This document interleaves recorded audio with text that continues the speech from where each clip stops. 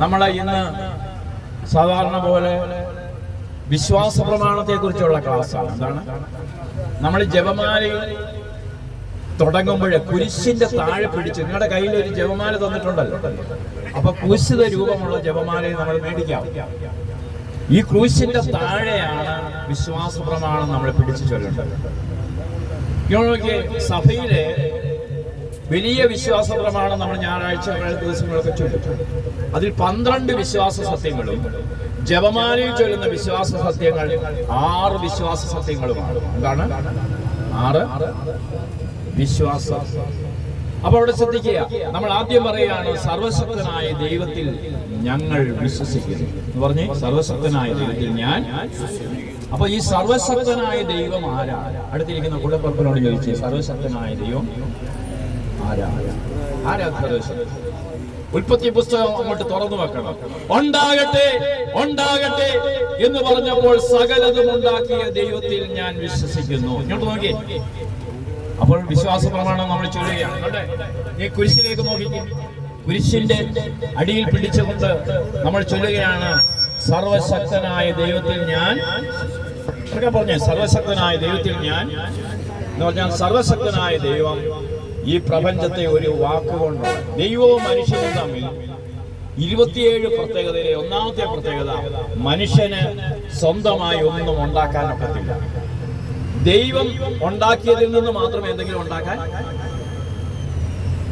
ശൂന്യതയിൽ നിന്ന് എല്ലാം ഉളവാക്കാൻ കഴിവുള്ളവനാണ് ദൈവം. ഹല്ലേലൂയ പറഞ്ഞേ, ശൂന്യതയിൽ നിന്ന് എല്ലാം ഉളവാക്കാൻ എന്റെ ദൈവത്തിന് കഴിയും. അതുകൊണ്ടാണ് നമ്മൾ ഇങ്ങനെ പാടുന്നത്, അസാധ്യമായി എനിക്കൊന്നുമില്ലല്ലോ, സർവശക്തനാം ദൈവം എന്റെ കൂടെയുള്ളപ്പോൾ സകലതും ഇന്നെനിക്ക് സാധ്യമാകുവാൻ എന്റെ യേശുവിന്റെ അത്ഭുതമാം നാമമുണ്ടല്ലോ. അപ്പോൾ സകലതും നേടിത്തരുന്ന ഒരു നാമം നമുക്കുണ്ട്. ഇങ്ങോട്ട് നോക്കിക്കേ പ്രിയ സഹോദരങ്ങൾ, നമ്മൾ കാഴ്ച കാണാനല്ല വന്നത്. കാഴ്ച കാണാനാണെങ്കിൽ നമ്മൾ ഇങ്ങോട്ട് നോക്കുക, ദൈവവചനം കേട്ടു. അപ്പൊ വചനം എന്താ പറയുന്നത്? വചനം നമ്മളോട് എന്താ സംസാരിക്കുന്നത്? പ്രിയ സഹോദരങ്ങളെ, ദൈവത്തിന് അസാധ്യമായി ഒന്നും ഇല്ല. കണ്ടോ, നമ്മൾ അർജുനൻ എന്ന് പറയുന്ന ഒരു വ്യക്തി ഒരു കടലിലാ വീണതെങ്കിൽ നമുക്ക് കുഴപ്പമില്ല, കിട്ടില്ല. പക്ഷെ അവനൊരു പുഴയെ വീണിട്ട് അത് കണ്ടെത്താൻ പോലും കഴിയില്ല നമുക്ക്. ഇന്ത്യൻ സൈന്യം വന്നു, എല്ലാവരും വന്നു. അപ്പൊ മനുഷ്യൻ ഇത്രേ ഉള്ളൂ. മനുഷ്യൻ ഇത്രേ ഉള്ളൂ. നമ്മൾ വിചാരിക്കുക നമ്മൾ ഏതാണ്ടൊക്കെ ആണെന്ന്. ഒരു ഉരുൾപൊട്ടൽ വന്നാൽ, ഇപ്പൊ വരിക ഒരു കൊടുങ്കാറ്റ് വരുന്നു, അപ്പൊ പറയുവാണ്, നമ്മുടെ ഇന്ത്യൻ സൈന്യത്തിന് പറ്റത്തില്ല, അമേരിക്കൻ സൈന്യത്തെ വിളിച്ച് കൊടുങ്കാറ്റ് തടയാൻ പറയുക. കൊടുങ്കാറ്റിനൊന്നും തടയാൻ, ഈ പ്രകൃതിയൊന്നും തടയാൻ ആർക്കും സാധിക്കത്തില്ല. ആരാണ് സർവശക്തനായ ദൈവം? ജെറമിയയുടെ പ്രവചനം എടുത്ത്, ബൈബിളുള്ളവരും ജെറമിയ എടുത്ത്, ജെറമിയ 14:22. എല്ലാവരും നേരിട്ട് പറഞ്ഞ്, ജെറമിയ 14:22. എല്ലാവരും നേരിട്ട് പറ, ജെറമിയ 14:22 വചനം. അപ്പൊ ആ വചനം എന്താ പറയുന്നത് എന്ന് നമുക്ക് ശ്രദ്ധിക്കാം. ജെറമിയ, എല്ലാവരും നേരിട്ട് പറ, ജെറമിയ പ്രവാചകന്റെ പുസ്തകം. എന്താ പറയുന്നത്? എന്താ? ജനതകളുടെ ദേവന്മാരുടെ ഇടയിൽ മഴ പെയ്യിപ്പിക്കാൻ കഴിവുള്ള ആരെങ്കിലും ദൈവങ്ങളുണ്ടോ? ചോദിക്കുക, ബൈബിളിൽ ചോദിക്കുക. മഴ പെയ്യിപ്പിക്കാൻ കഴിവുള്ള ഒരു ദേവൻ, ഒരു ദൈവം മുസ്ലിങ്ങളുടെ ഇടയിലുണ്ടോ? ഹിന്ദുക്കളുടെ ഇടയിലുണ്ടോ? എങ്കിൽ ഒരു ദൈവമേ ഉള്ളൂ. ഹല്ലേലൂയ. എന്താ വചനം പറയുന്നത്? ജനതകളുടെ ദേവന്മാരുടെ ഇടയിൽ മഴ പെയ്യിക്കാൻ കഴിവുള്ള ഏതെങ്കിലും ഉണ്ടോ? ചോദിക്കുക. രണ്ടാമത്തെ ചോദ്യം, ആകാശത്തിൽ മാരി വർഷിക്കാൻ കഴിയുമോ? ഞങ്ങളുടെ ദൈവമായ കർത്താവേ, ഇതെല്ലാം ചെയ്യുന്നത് നീ മാത്രമാണ്. ഈ പ്രകൃതിയെ നിയന്ത്രിക്കുന്ന നീ മാത്രമാണ്. ഈ പ്രപഞ്ചത്തിലെ സർവ്വചരാചരങ്ങളെയും നിന്നിൽ കൂടിയാണ് ഉളവായത്. അതുകൊണ്ട് ഇതെല്ലാം ചെയ്യുന്നവനാരാണ്? ആ ദൈവത്തിൽ ഞാൻ വിശ്വസിക്കുന്നു. അതാണ് വിശുദ്ധനായ പാദ്രോപിയോ പറയുന്നത്, സർവശക്തനായ ദൈവത്തിൽ വിശ്വസിക്കുന്നു എന്ന് പറയുമ്പോൾ തന്നെ നിങ്ങൾക്ക് അനുഗ്രഹം ലഭിച്ചു കഴിഞ്ഞു. അടുത്തിരിക്കുന്ന വ്യക്തിയോട് പറ, സർവശക്തനായ ദൈവത്തിൽ ഞാൻ. ജ്ഞാനത്തിന്റെ പുസ്തകം 11:22. സർവശക്തനായ ദൈവം ആരാണെന്ന് ജ്ഞാനം പറഞ്ഞു. വേളാങ്കണ്ണിയിലെ 22ാമത്തെ യാത്രയില് ഒരു പ്രൊഫസർ വന്നിട്ട് ചോദിക്കുക, ബൈബിളിൽ അങ്ങനെ ഒരു ജ്ഞാനത്തിന്റെ പുസ്തകം ഉണ്ടോ? ഒരു വലിയ കത്തോലിക്കനെ കേട്ടോ ജ്ഞാനത്തിന്റെ പുസ്തകം അത് ഇദ്ദേഹം ഇതുവരെ പഠിച്ചു വെച്ചിരിക്കുന്ന ലോകത്തിലെ ജ്ഞാനം മാത്രമേ ഉള്ളൂ. അപ്പൊ ജ്ഞാനത്തിന്റെ പുസ്തകം 11:22. ലോകം ദൈവത്തിന്റെ മുമ്പിൽ. എല്ലാവരും പറഞ്ഞു ലോകം. നോക്കി, ഈ ലോകം എന്ന് പറയുന്നത് നമ്മളെ സംബന്ധിച്ച് ന്യൂയോർക്കിൽ നിന്ന് ഒരുക്കം വിളിച്ചു പറയാ, വെറുതെ എയർപോർട്ടിൽ 4000 പ്ലെയിൻ ഒരുമിച്ച് കിടക്കുന്നെന്ന് പറഞ്ഞു. അപ്പൊ പറയുവാണ് നമ്മുടെ കോട്ടയം ജില്ലയേക്കാൾ വലുപ്പമുണ്ടെന്ന്. ഗ്രൗണ്ടിൽ ഒരു ജില്ലയേക്കാൾ വലുപ്പമുണ്ടെന്ന്. 4000 പ്ലെയിൻ വന്ന് കിടക്കുകയും അത്രയും പ്ലെയിന് പറന്നു പോകാനുള്ള ഇതുണ്ട്. അനൂപ് നമ്മുടെ മോന് ദുബായിലെ ലോകത്തിലെ ഏറ്റവും വലിയ കെട്ടിടം 169ാമത്തെ നിലയിൽ വന്നിട്ട് പപ്പ ഇതൊരു അത്ഭുതമാണ്. ഇതൊക്കെ മനുഷ്യനെ സംബന്ധിച്ച് അത്ഭുതമാണ്. പക്ഷേ ദൈവത്തിനെ സംബന്ധിച്ച് എന്താ? ലോകം ദൈവത്തിന്റെ മുമ്പിൽ ത്രാസിലെ തരി പോലെയാണ്. അടുത്തിരിക്കുന്ന വ്യക്തിയോട് പറ, ത്രാസിലെ തരി എന്ന് പറ. ത്രാസിലൊരു തരി കിടന്നാൽ എന്തെടുക്കും? ഒരു ഊത് കൊടുക്കും, അല്ലെ തട്ടിക്കളയും. അപ്പൊ ഈ പ്രപഞ്ചം, ഈ ലോകം ദൈവത്തിന്റെ മുമ്പിൽ ത്രാസിലെ തരി പോലെയും പ്രഭാതത്തിൽ ഉതിർന്നു വീഴുന്ന ഒരു മഞ്ഞുതുള്ളിയാണ്. ഇങ്ങോട്ട് നോക്കി, പരമേശ്വരനേറ്റ തലയിൽ ഒരു മഞ്ഞുതുള്ളി വീണു, തല പൊട്ടുവോ? മഞ്ഞുതുള്ളി വീണാ തല പൊട്ടുവോ? മഞ്ഞുതുള്ളി വീണാ തല പൊട്ടുവോ? എങ്കിൽ പറയാണ്, പ്രഭാതത്തിൽ ഉതിർന്നു വീഴുന്ന ഹിമഗണം പോലെയുമാണ്. കണ്ടോ? എന്നാൽ അങ്ങ് എല്ലാവരോടും കരുണ കാണിക്കുന്നു. അടുത്തിരിക്കുന്ന വ്യക്തികളോട് എല്ലാവരോടും കരുണ കാണിക്കുന്നു. ഹമാസിനോട് കരുണ കാണിക്കുന്നു, ബലാത്സംഗം ചെയ്യുന്നവരോട് കരുണ കാണിക്കുന്നു. ഇനിയെങ്കിലും തിരിച്ചു വരുമെന്ന് വിചാരിച്ച്. അല്ലാതെ നമ്മളെ കർത്താവിന്റെ കരുണ ഇല്ലെങ്കിൽ ലോകം തീരും. അതുകൊണ്ടാണ് നമ്മൾ പാടുന്നത്, കരുണയുള്ള ദൈവമേ കനിവു തോന്നണേ, പാപിയാണെങ്കിലും അലിവു തോന്നണേ എന്ന് പാടിക്കേ. കരുണയുള്ള ദൈവമേ കനിവു തോന്നണേ, പാപിയാണെങ്കിലും അലിവു തോന്നണേ. അപ്പൊ ദൈവത്തിന്റെ കരുണയാണ് ഈ ലോകത്തിന്റെ നിലനിൽ. പടുത്തിരിക്കുന്ന കൂടപ്പുറപ്പിന്റെ കൈക്ക് പിടിച്ചുകൊണ്ട് പറയും, ദൈവത്തിന്റെ കരുണയാണ് ഈ ലോകത്തിന്റെ നിലനിൽ. അപ്പൊ ഈ ആരുടെ കരുണയാണ്? ആരുടെ കരുണയാണ്? നോക്കി, കരുണ. അപ്പോ ഇവിടെ പറയാ, അങ്ങ് എല്ലാവരോടും കരുണ കാണിക്കുന്നു. അടുത്ത വേണം പറയുന്നു, അവിടുത്തേക്ക് എന്തും സാധ്യമാണ്. അപ്പൊ സർവശക്തനായ ദൈവത്തിന് എന്തും. അപ്പൊ ജയമാല ചൊല്ലുമ്പോൾ തന്നെ പറയണം, വിശ്വാസ പ്രമാണം ചൊല്ലുമ്പോൾ പറയണം, അവിടത്തേക്ക് എന്തും. അടുത്തിരിക്കുന്ന വ്യക്തിയോട് പറയണം, അവിടത്തേക്ക് എന്തും സാധ്യമാണ്. ഉറക്കെ പറഞ്ഞു, വചനമാണ് നിങ്ങൾ ഏറ്റു പറയുന്നത്. അവിടത്തേക്ക് എന്തും, അവിടത്തേക്ക് എന്തും. ഉറക്കെ പറ, അവിടത്തേക്ക് എന്തും. വലതുകരം ഉയർത്തി പറ, അവിടത്തേക്ക് എന്തും. എന്താ ഒരു ഒരു ഒരു ഒരു മയക്കത്തിൽ പറയുന്നത്? അവിടത്തേക്ക് എന്തും, അവിടത്തേക്ക് എന്തും. ആ ദൈവത്തിൽ ഞാൻ വിശ്വസിക്കുന്നു. ഇങ്ങനെയാണ് നിങ്ങൾ ഇതുവരെ ജപമാല ചൊല്ലിയത്. അവിടുത്തെ ദൈവത്തിൽ അതാണ് ഞാൻ അവിടത്തേക്ക് എന്തും. ഇനി ജെറമിയ 23:23. ജെറമിയ ഈ ബൈബിളിൽ ചോദിക്കുന്നെന്ന് പറഞ്ഞ് തുടങ്ങുന്നതും ചോദിക്കുന്നെന്ന് പറഞ്ഞ് അവസാനിക്കുന്നതുമായുള്ള ഏകവചനമാണ്. ആദ്യം ചോദിക്കുന്നു, കർത്താവ് ചോദിക്കുന്നു, സമീപസ്ഥനായിരിക്കുമ്പോൾ മാത്രമാണോ ഞാൻ നിങ്ങൾക്ക് ദൈവം? വിദൂരത്തിലായിരിക്കുമ്പോഴും ഞാൻ ദൈവമല്ലേ? കണ്ടോ? സമീപത്തിലായിരിക്കുന്ന മാത്രമാണോ? വിദൂരത്തിലായിരിക്കും. നിങ്ങൾ ഇവിടെ ഇരുന്ന് പ്രാർത്ഥിക്കുക. അമേരിക്കയിലായിരിക്കുന്ന മകനെ ഇപ്പൊ കർത്താവ്, അലോഷ്യസ് എന്ന് പറഞ്ഞൊരു മകന് ഡിവൈനിൽ അദ്ദേഹം അമേരിക്കയിലെ ഒരു ന്യൂറോ സർജൻ ആയിരുന്നു. പക്ഷെ അദ്ദേഹത്തിന് ക്യാൻസർ പിടിപെട്ടു. ഇനി വൈദ്യശാസ്ത്രം ഒന്നും രക്ഷിക്കാൻ സാധിക്കും. അലോഷ്യസിന്റെ അപ്പന് കളമശ്ശേരിയിൽ നിന്ന് ദിവ്യൻ ധ്യാന കേന്ദ്രത്തിൽ ധ്യാനിക്കാൻ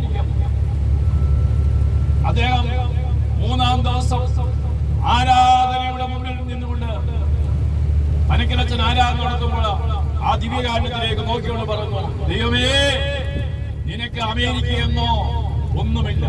ഞാൻ ഇവിടെ ഒന്ന് പ്രാർത്ഥിക്കുമ്പോൾ എന്റെ മകൻ IC കിടക്കുകയാണ്. അവനാണ് എന്റെ ഏക മകൻ. 12 വർഷങ്ങൾക്ക് മുമ്പുണ്ടായ മകനാണ്. അവന് രക്ഷപ്പെടുത്തണം.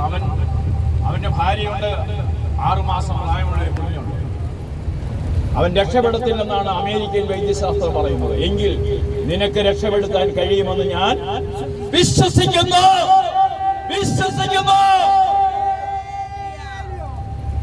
തമ്പുരാനോട് പറഞ്ഞപ്പോൾ അച്ഛൻ വിളിച്ചു പറയാണ്, അമേരിക്കയില് ഇത് ക്യാൻസറായി കിടക്കുന്ന ഒരു മകനെ ഇപ്പൊ കർത്താവ് തൊട്ടുകൊണ്ടിരിക്കുന്നു. ആ പുള്ളി അവിടെ നിന്ന് ഉറക്കെ വിളിച്ചത് എന്റെ മകനാണ്. ധ്യാനം കഴിഞ്ഞ് ഉച്ചക്കത്തെ ഭക്ഷണത്തിനായിട്ട് ബ്രേക്ക് സമയത്ത് ഒരു ഫോൺ വരും അമേരിക്കയിൽ. നോക്കുമ്പോൾ ഇദ്ദേഹത്തിന്റെ മരുമകളാണ്. Hallelujah, hallelujah, hallelujah. ഈ ഇദ്ദേഹത്തിന്റെ മരുമകളായ ആൻസിയാണ് വിളിക്കുന്നത്. എന്താ മോളെ, ഇതാ എന്റെ ജീവിത പങ്കാളി പപ്പയുടെ മോൻ അലോഷ്യസ് കണ്ണു തുറന്നു. തുടർന്നുള്ള പരിശോധനയിൽ ക്യാൻസർ ഇല്ല. എന്താ ഇതിന്റെ അർത്ഥം? നിന്റെ ദൈവത്തിന് അസാധ്യമായി ഒന്നുമില്ല. അടുത്തിരിക്കുന്ന വ്യക്തിയോടാണ് എന്റെ ദൈവത്തിന് അസാധ്യമായി. നോക്കി, നമ്മളെ കുഴപ്പം എന്താണെന്ന് അറിയാം. നമ്മളെ മനസ്സാകുന്ന വേലക്കാരൻ പറയും, അയ്യോ ഇതൊന്നും നടക്കാൻ പറ്റില്ല. മനസ്സ് വേലക്കാരൻ, ആത്മാവ് യജമാനൻ. പറഞ്ഞു, വേലക്കാരന്റെ പ്രത്യേകത എന്താണെന്നറിയാം? ഇങ്ങോട്ട് സമയം വേലക്കാരന്റെ പ്രത്യേകത എന്താണെന്നറിയാം? നിങ്ങളൊന്നും ഗതി പിടിക്കാൻ, ഇതൊക്കെ ഇങ്ങനെ കേൾക്കാവുന്നേ ഉള്ളൂ. രക്ഷപ്പെടാൻ ഞാൻ എത്രയോ വചനം പറഞ്ഞു. ഇങ്ങോട്ട് നോക്കി, ഇത് മനസ്സ് പറയും. എന്താണ് ഈ കാലഘട്ടത്തിന്റെ പ്രത്യേകത? ഇങ്ങോട്ട് നോക്കി, അടുത്തിരിക്കുന്ന വ്യക്തിയോട് പറയും, ഈ കാലഘട്ടത്തിന്റെ പ്രത്യേകത എന്താണ്? കൂടെപ്പുറപ്പിനോട് ചോദിച്ചു. എന്താ ഈ കാലഘട്ടത്തിന്റെ പ്രത്യേകത? 2 തരം ആധ്യാത്മികതയാണ് ഈ കാലഘട്ടത്തിലുള്ളത്. ഒന്ന്, പൂച്ചയുടെ ആധ്യാത്മികതയും കൊരങ്ങന്റെ ആധ്യാത്മികത. എന്താണ് പൂച്ചയുടെ ആധ്യാത്മികത? എന്താ? നിങ്ങൾ പൂച്ച കുഞ്ഞിനെ കൊണ്ട് പോകുന്ന കണ്ടിട്ടോ? പൂച്ച കുഞ്ഞിനെ കൊണ്ട് പോകുന്ന കണ്ടിട്ടോ? പൂച്ചക്കുഞ്ഞിനൊന്നും അറിയണ്ട. അപ്പൊ ഒരു കാലഘട്ടത്തിൽ നമ്മളിങ്ങനെ പൂച്ചക്കുഞ്ഞിന്റെ ആധ്യാത്മികത, ദൈവമേ തരണേ തരണേ തരണേ തരണേ, 1000 ഈ വിശുദ്ധനെ പോലെ ആകാൻ വിശുദ്ധന്മാരെ തന്നത്. ഈ വിശുദ്ധനെ വിളിച്ചത് പൈസ ഉണ്ടാക്കി. ഇത് തന്നെ പൂച്ചയുടെ ആധ്യാത്മികത. ഈ വിശുദ്ധന്മാരോട് തരണേ തരണേ തരണേ തരണേ. ഈ ആധ്യാത്മികത പേരാണ് പ്രോസ്പെരിറ്റി ഗോസ്പൽ. ഇതുകൊണ്ട് ഒരിക്കലും ഒരു വ്യക്തി വളരുന്നില്ല. അതുകൊണ്ടാണ് കേരള സഭ വളരാതിരുന്നത്. പൂച്ചയുടെ ആധ്യാത്മികത പറഞ്ഞാൽ എന്റെ സ്വന്തം കാര്യം ഇങ്ങനെ സുഖിച്ച് കിടക്കും. സുഖിച്ച് തരണേ തരണേ തരണേ തരണേ തരണേ തരണേ. ഭിക്ഷക്കാരുടെ ആധ്യാത്മിക. പൂച്ചയുടെ ആധ്യാത്മിക എന്തുവാ? ഇന്ന് സഭയില്, അതാ മാർപ്പാപ്പ പറയുന്നത്, ഇന്ന് സഭയില് വിശ്വാസികളുടെ എണ്ണം കുറഞ്ഞു, യാചകരുടെ എണ്ണം.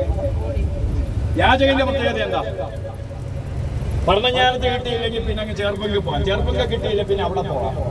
എവിടെ ഒരാൾ എവിടെ വലിയ ശക്തിയായിട്ട് വചനം പറയുന്നു അച്ഛനുള്ളത്? നല്ല കുർബാന എവിടാന്നുള്ളത്? നിന്റെ ഇടവക ദേവാലയത്തെ കുർബാനയും അങ്ങ് മാർപ്പാപ്പ ചെല്ലുന്ന കുർബാനയിലും അനുഗ്രഹം ഒന്നേ ഉള്ളൂ.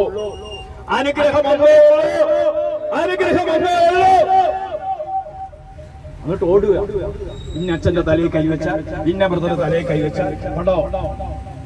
ഇതൊക്കെയാണ് പൂച്ചയുടെ ആധ്യാത്മികത. എന്റെ കാര്യങ്ങളൊക്കെ നടക്കും.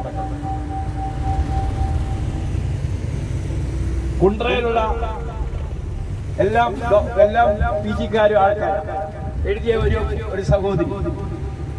ആ സഹോദരി അറിയത്തില്ലേ? സുമ സഹോദരി എഴുതിയൊരു പാട്ടാണ്. അവരിത് പറഞ്ഞു വളരെ പല പ്രാവശ്യം പറയുമ്പോഴേ അവരിത് കേട്ടോണ്ടിരിക്കും. അവര് 17 പാട്ട് എഴുതിയിട്ടുണ്ട്. അതിലൊരു പാട്ടാണ് സുഖം തേടി അലയുന്ന മനുജാനിന്റെ സുഖമത്ര കാലമെന്ന് പറയാമോ നീ. സുഖം തേടി അലയുന്ന മനുജാനിന്റെ സുഖമത്ര കാലമെന്ന് പറയാമോ നീ. എന്റെ സുഖമെത്ര കാലം സുഖമുണ്ടെന്ന് പറയാം. ജഡിക സുഖങ്ങളിൽ അലഞ്ഞു ഞാൻ നടന്നപ്പോൾ ജഗദീശൻ ആരെന്നറിഞ്ഞില്ലയോ. നിന്റെ ജഗദീശൻ ആരെന്നറിഞ്ഞില്ലയോ. ജഡിക സുഖങ്ങൾ. സിനിമ കാണുക, വാട്സപ്പിനകത്ത് മോഹൻലാൽ എവിടെ പോയിട്ടുണ്ട്, മമ്മൂട്ടി എവിടെ പോയിട്ടുണ്ട്, സിനിമാ നടന്മാരുടെ കുറ്റം കാണുക.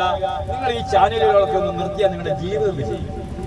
മോഹൻലാൽ എവിടെ പോയിട്ടുണ്ടോ, പെണ്ണുങ്ങളിൽ വന്ന് കഥയും മുട്ടിയിട്ടുണ്ടോ, ഇതൊന്നും നിനക്കറിയേണ്ട കാര്യമുണ്ടോ? ജഡിക കാര്യങ്ങൾ ഇത് കേട്ട് ഹൈക്കിളിപ്പെട്ടോണ്ടിരിക്കുക. കൊള്ളാം. ഇത് കേട്ടോണ്ട് ഒരു രാത്രി വിളിച്ചിട്ട് പറയാ, ബ്രദറെ ഞാൻ സിനിമാ നടനായിരുന്നെങ്കിൽ 14,000 പെണ്ണിനെടുക്കാൻ പോകായിരുന്നല്ലോ. നേരത്തെ വിളിച്ചു ചോദിക്കും. ഇതാ സുഖമെന്നാ വിചാരം.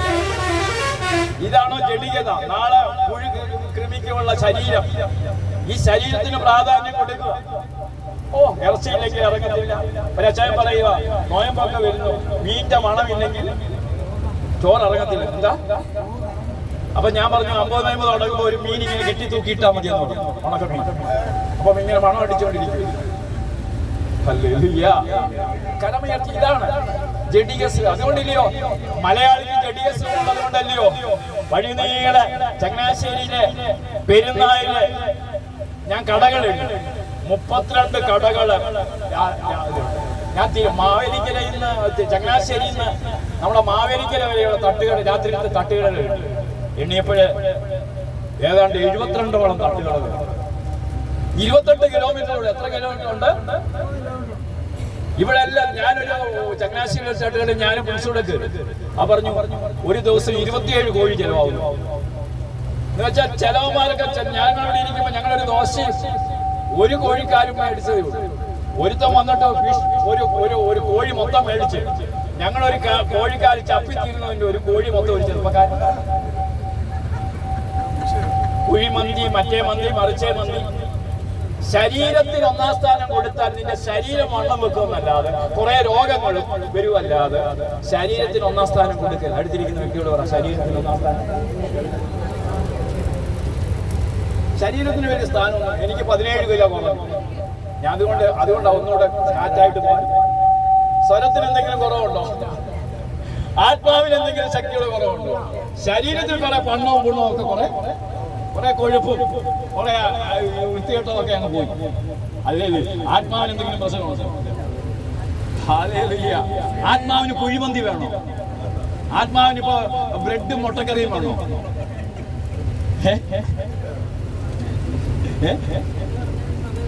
ഇന്ന് ബ്രെഡും മുട്ടക്കറിയുമാണ്. അല്ലേ? അപ്പൊ ഇതൊന്നും ആത്മാവിന് വേണ്ട, ശരീരത്തിന് ഇതെല്ലാം. അതുകൊണ്ടാണ് ജഡിക സുഖങ്ങൾ എന്ന് പറഞ്ഞാൽ എന്താ?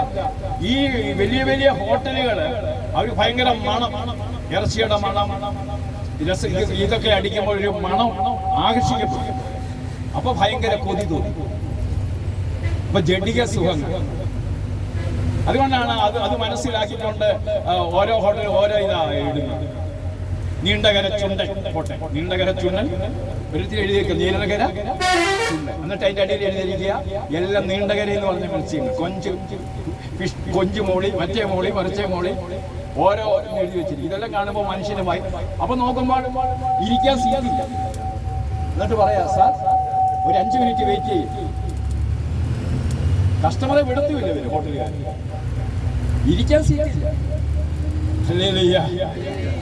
എന്താണ് ഈ ജഡിക സുഖങ്ങളാണ്? അതുകൊണ്ട് ആ സഹോദരി പറയുകയാണ് ജഡിക സുഖങ്ങള് എന്താണ്? ജഡിക സുഖങ്ങള് അലഞ്ഞു ഞാൻ നടന്നപ്പോൾ ജഗദീശൻ ആരെന്നറിഞ്ഞില്ലയോ. നിന്റെ ജഗദീശൻ ആരെന്നറിഞ്ഞില്ലയോ. അടുത്ത ലാസ്റ്റ് ലൈനാ, ഇരുൾ മൂടി കിടക്കുന്ന ഹൃദയത്തിനുള്ളിൽ ഒരു ദീപം ഈശോയ്ക്കായി തെളിക്കയിൽ. ഒരു ഹൈന്ദവ സഹോദരി എഴുതി വെക്കുക, ഇരുൾ മൂടി കിടക്കുന്ന ഹൃദയത്തിനുള്ളിൽ ഒരു ദീപം ഈശോയ്ക്കായി തെളിക്കയില്ലേ? ഒരു ദീപം ഈശോയ്ക്കായി തെളിക്കയില്ലേ?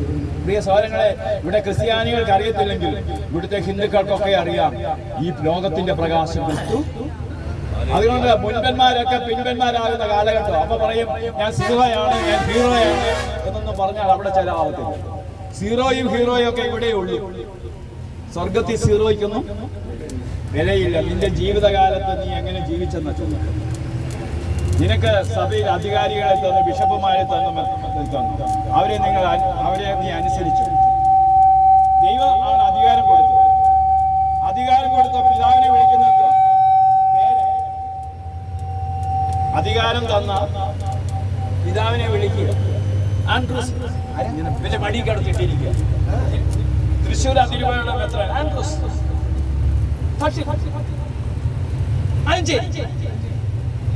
ഇവനൊക്കെ ഈ 14 വർഷം പഠിച്ച് ദാരിദ്ര്യത്തോടുത്ത് ബ്രഹ്മചാരിയെടുത്ത പിതാക്കന്മാരെ വിളിക്കുക. പ്രിയ സഹോദരങ്ങളെ, എന്തൊരു കഷ്ടമാണ് നമ്മുടെ കേരളം. ഇംഗ്ലീഷുകാർ ഒരിക്കലും അവരെ ഓരോ ബാങ്കിൽ ചെന്ന് കഴിഞ്ഞാൽ, സാധാരണ വ്യക്തി വന്നു കഴിഞ്ഞാൽ ബാങ്കിലെ മാനേജർ ക്യാബിനിൽ നിന്ന് ഇറങ്ങി വരും. സാർ, താങ്കൾക്ക് എന്തെങ്കിലും ചെയ്തു തരണമെന്നുണ്ടോ? ഇപ്പൊ അജിയ ചെല്ലുന്ന ചോദിക്കും, മാനേജർ ചോദിക്കും നിങ്ങൾക്ക് എന്തെങ്കിലും ഞാൻ. നമ്മൾ വിചാരിക്കും അവിടെ നമ്മുടെ മാനേജറൊക്കെ ആണെങ്കിൽ കുത്തിയിരുന്ന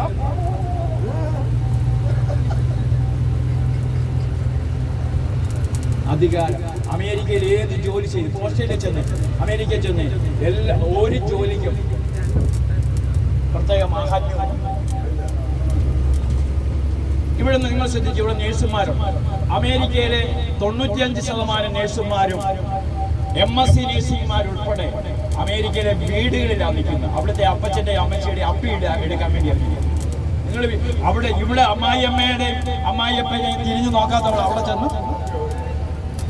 15 ലക്ഷം രൂപയൊക്കെ ഒരു ചില നേഴ്സുമാർക്ക് കൊടുക്കുന്നു. ഇന്നലെ ഒരു നേഴ്സ് വിളിച്ചിട്ട് പറഞ്ഞു, അതുപോലെ ഞാൻ 5 വർഷമായിട്ട് ഇവിടെ ഒരു സായിപ്പിന്റെ വീട്ടിലാണ്.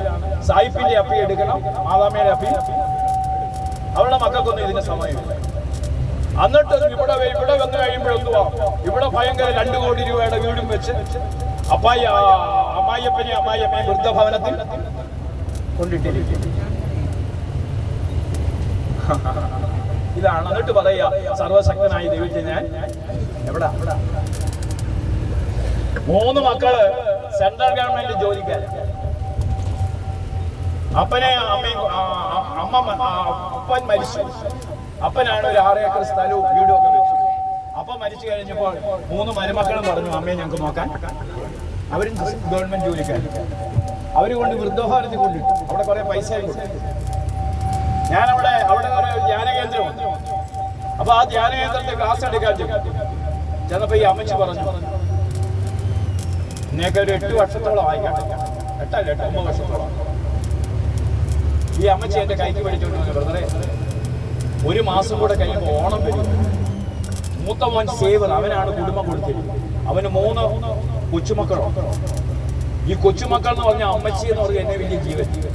ഇവർക്കൊന്നും ഇഷ്ടമില്ലാത്തതുകൊണ്ട് എന്നെ ഇവിടെ ഈ ഓണം വരും. ഓണത്തിന് ഒരാഴ്ചക്ക് മുമ്പ് വന്ന് സേവർ എന്നെ വിളിച്ചുകൊണ്ട് പോകും.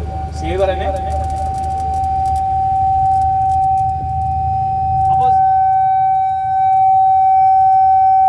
യേശുവേ നന്ദി, യേശുവേ ആരാധന, യേശുവേ മഹത്വം. അപ്പോ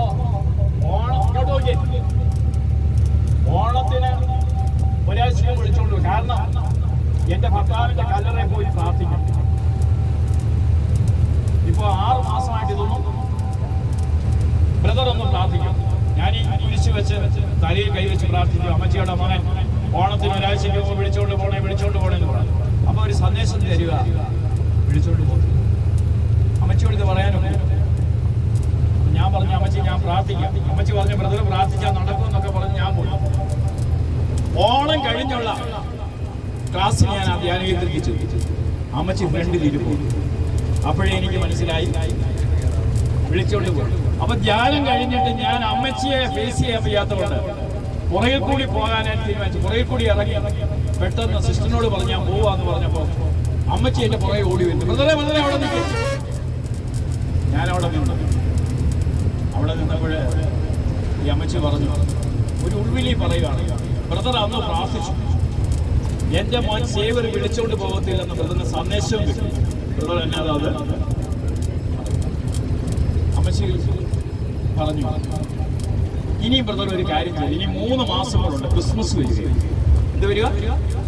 ഈ 3 മാസം നമ്മൾ കുത്തിയിരുന്ന് പ്രാർത്ഥിച്ചാൽ ആരും വിളിച്ചോണ്ട് പോകും. മോൻ വീണ്ടും ഞാൻ സേവർ വിളിച്ചോണ്ട് പോണേ എന്ന് പറഞ്ഞ് അമ്മച്ചിയുടെ ഇങ്ങനെ കണ്ണുനീര് വീഴും. എന്റെ ഉടുപ്പിലോട്ട് വന്ന് വീഴുന്നുണ്ട് ഈ കണ്ണുനീര്. അപ്പൊ ഞാൻ പ്രാർത്ഥിച്ചു. അപ്പോഴും സന്ദേശം വരുമോ, സേവർ ക്രിസ്മസ് കഴിഞ്ഞ് ഞാൻ അവിടെ ചെന്നപ്പോൾ അമ്മച്ചി ഇങ്ങനെ വളരെ വിഷമത്തിലിരിക്കും. ഞാനായാലും അമ്മച്ചിയെ ആശ്വസിപ്പിക്കാൻ വേണ്ടി ഞാനും കൂടി കഴിഞ്ഞപ്പോൾ എൻ്റെ അടുക്കലേക്ക് പയ്യെ വന്നു. ബ്രദറെ, ഇനിയും ഞാൻ ഒരിക്കലും എൻ്റെ മക്കൾ എന്നെ വിളിച്ചോണ്ട് പോകാൻ വേണ്ടി, എനിക്ക് 3 ആമക്കളുണ്ട്, അവരില്ലെന്നങ്ങ് കരുതുക. ഞാൻ ബ്രദറിനെ എൻ്റെ മകനായിട്ടൊന്ന് കണ്ടോളൂ. ഞാൻ പറഞ്ഞ 3 വട്ടം കണ്ടോളൂ. ഒരു ഓണം വരുമ്പോഴേ, ഒരു ക്രിസ്മസ് വരുമ്പോഴേ, ഏതെങ്കിലും വിശേഷ ദിവസം വരുമ്പോഴേ എന്തെങ്കിലും അമ്മച്ചിക്ക് മേടിച്ചോണ്ട് വരും. ഞാൻ പറഞ്ഞ 100 വട്ടം മേടിച്ചോണ്ട്. അമ്മച്ചി എന്നെ കെട്ടിപ്പിടിച്ച് കരയുക. അപ്പൊ അച്ഛനൊക്കെ നോക്കിയിരിക്കുക. ക്രിസ്മസും ഓണത്തിനും ഇന്നേ നാഴിക വരെ മേഴ്സിയോട് പോലും പറഞ്ഞിട്ടില്ല അവർക്ക് വേണ്ടത് ഞാൻ കൊണ്ട് കൊടുക്കുന്നു.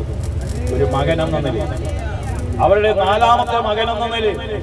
എന്നിട്ട് ഈ 3 മക്കളെ ചെന്ന് സിറോ മലബാർക്കാരാ അവര് ചെന്ന് പ്രാർത്ഥിക്കുക. അന്ന് പെസഹ തിരുനാളിൽ കർത്താവരുടെ കൽപ്പന പോൽ ഒരുമയോട് ഈ ബലി, ആ ബലിയിലൊന്നും ഇവന്റെ ജീവിതത്തിൽ സാത്താനേ വരുന്നുള്ളൂ. നിങ്ങളെ യഥാർത്ഥമായ ബലി അർപ്പിച്ചില്ലെങ്കിൽ, നവീകരിക്കപ്പെട്ടിട്ടില്ലെങ്കിൽ ആ ബലിയിൽ കർത്താവ് കടന്നു വരില്ല. ആദ്യത്തെ വിശുദ്ധ കുർബാന കൊടുത്തത് യൂദാസിനാണ്. അവന്റെ ദേഹത്ത് സാത്താൻ കയറി. ഇന്ന് പലരും കുർബാന സ്വീകരിച്ചിട്ട് സാത്താനെ കൊണ്ടാ വീട്ടിൽ വരുന്നത്. കരമയത്തി ഹല്ലേലൂയ പറഞ്ഞു, സ്വരമയത്തി പറഞ്ഞ്, ശക്തിയോട് പറഞ്ഞ് ഹല്ലേലൂയ, കരങ്ങളുയർത്തി ഹല്ലേലൂയ, സ്വരമുയർത്തി. അതുകൊണ്ട് പ്രിയ സ്വരങ്ങളിൽ ഈ 30 വർഷം കഴിഞ്ഞു. ഈ 30 വർഷക്കാലം ദൈവവചനം പറഞ്ഞ് ഇന്നേ നാഴിക വരെ എന്റെ തൊണ്ടയിടാൻ ദൈവം അനുവദിക്കാത്തത് ഇങ്ങനെയുള്ള അമ്മച്ചിമാരുടെ പ്രാർത്ഥന നിമിത്തം.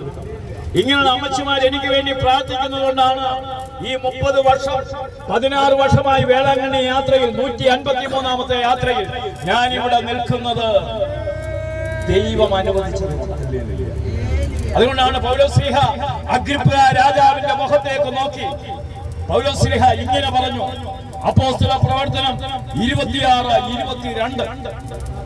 അപ്പോസ്തല പ്രവർത്തനം 26-22 പൗലോസ് ഇങ്ങനെ വിളിച്ചു പറഞ്ഞു എന്ന് പറഞ്ഞു, ഇന്ന് വരെ ദൈവത്തിൽ നിന്നുള്ള സഹായം എനിക്കുണ്ട്. ഇന്ന് വരെ ദൈവത്തിൽ നിന്നുള്ള സഹായം എനിക്കുണ്ട്. അടുത്തിരിക്കുന്ന വ്യക്തിയോട് ഇന്ന് വരെ, അടുത്തിരിക്കുന്ന ജീവിതങ്ങളുടെ കൈ ഇന്ന് വരെ ആരുടെ സഹായം എനിക്കുണ്ട്? ആരുടെ സഹായമുണ്ട്? ഇന്ന് വരെ ആരുടെ?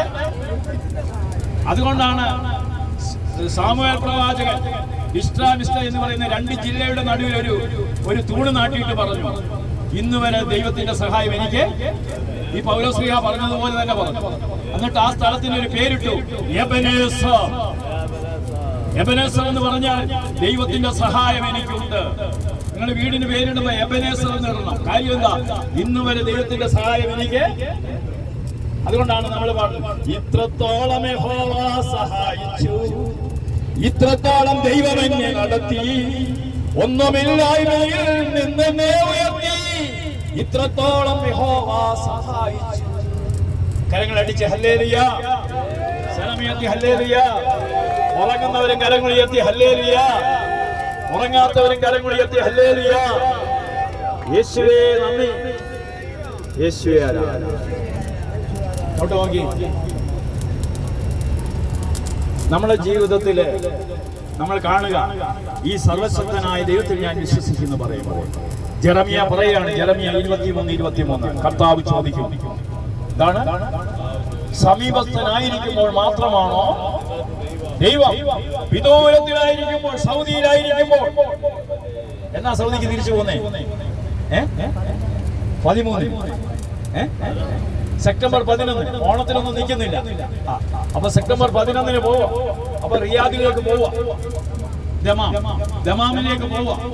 അപ്പൊ അവിടെ ആരുണ്ട് നമ്മുടെ കൂടെ? വിദൂരത്തിലായിരിക്കുമ്പോൾ പോലും ഞാൻ നിങ്ങൾക്ക് ദൈവമല്ലേ? എന്നിട്ട് ചോദിക്കുകയാണ്, എനിക്ക് കാണാൻ കഴിയാത്ത വിധം ആർക്കെങ്കിലും രഹസ്യ സങ്കേതങ്ങളിൽ ഒളിക്കാൻ സാധിക്കുമോ? സ്വർഗവും ഭൂമിയും നിറഞ്ഞു നിൽക്കുന്നവനാണ് ഞാൻ എന്ന് കർത്താവ് ചോദിക്കുന്നു. വലതുകരയിൽ പറ, സ്വർഗവും ഭൂമിയും നിറഞ്ഞു നിൽക്കുന്നവനാണ് ഞാൻ. ഇത് കർത്താവ് ചോദിക്കും. ആ ദൈവത്തിൽ ഞാൻ വിശ്വസിക്കുന്നു. ഈ പ്രപഞ്ചം മൊത്തം നിറഞ്ഞു നിൽക്കുന്ന ദൈവത്തിൽ ഇതാണ് വിശ്വാസം. ഞാൻ വിശ്വസിക്കുന്നു. ആര്? ഈ പ്രപഞ്ചം മൊത്തം സൃഷ്ടിച്ച ഇല്ലായ്മ. എന്റെ കയ്യിൽ ഒരു 5 രൂപ വേണ്ട, നിന്റെ കയ്യിൽ 1 രൂപ പോലും വേണ്ട. പക്ഷേ ഇവരെ എല്ലാം നടത്താൻ 5 പെൺപിള്ളാരെയും ഉന്നത നിലവാരത്തിൽ അയക്കാൻ കഴിവുള്ള ഒരു സഹോദരൻ, കഴിവില്ലാത്തൊരു സഹോദരൻ, എന്റെ ആദ്യത്തെ ശുശ്രൂഷയിൽ വന്നൊരു സഹോദരൻ, പേരൊന്നും പറയുന്നു. അദ്ദേഹം പുറക്കാട് പള്ളിയിലിരുന്ന് അദ്ദേഹം എഴുതിയ എഴുതി. എന്താണ് അദ്ദേഹം ഇങ്ങനെ എഴുതി? കർത്താവിന് ആരും സഹായിച്ചില്ല, എന്റെ കൂടെ ആരുണ്ട്? ദൈവം. അപ്പൊ ആരും സഹായിച്ചില്ലെങ്കിലും ദൈവമുള്ളത് കൊണ്ട് അദ്ദേഹത്തിന്റെ 5 മക്കളെ ഉന്നത നിലത്തിൽ കെട്ടിച്ചു വിടാൻ അദ്ദേഹത്തിന് 5 രൂപ ഇല്ല. മൂത്ത കൊച്ചിന് 1 ഗ്രാം സ്വർണം എടുത്തു കൊടുക്കാനുള്ള പൈസ. പക്ഷെ ദൈവമെല്ലാം നടത്തും.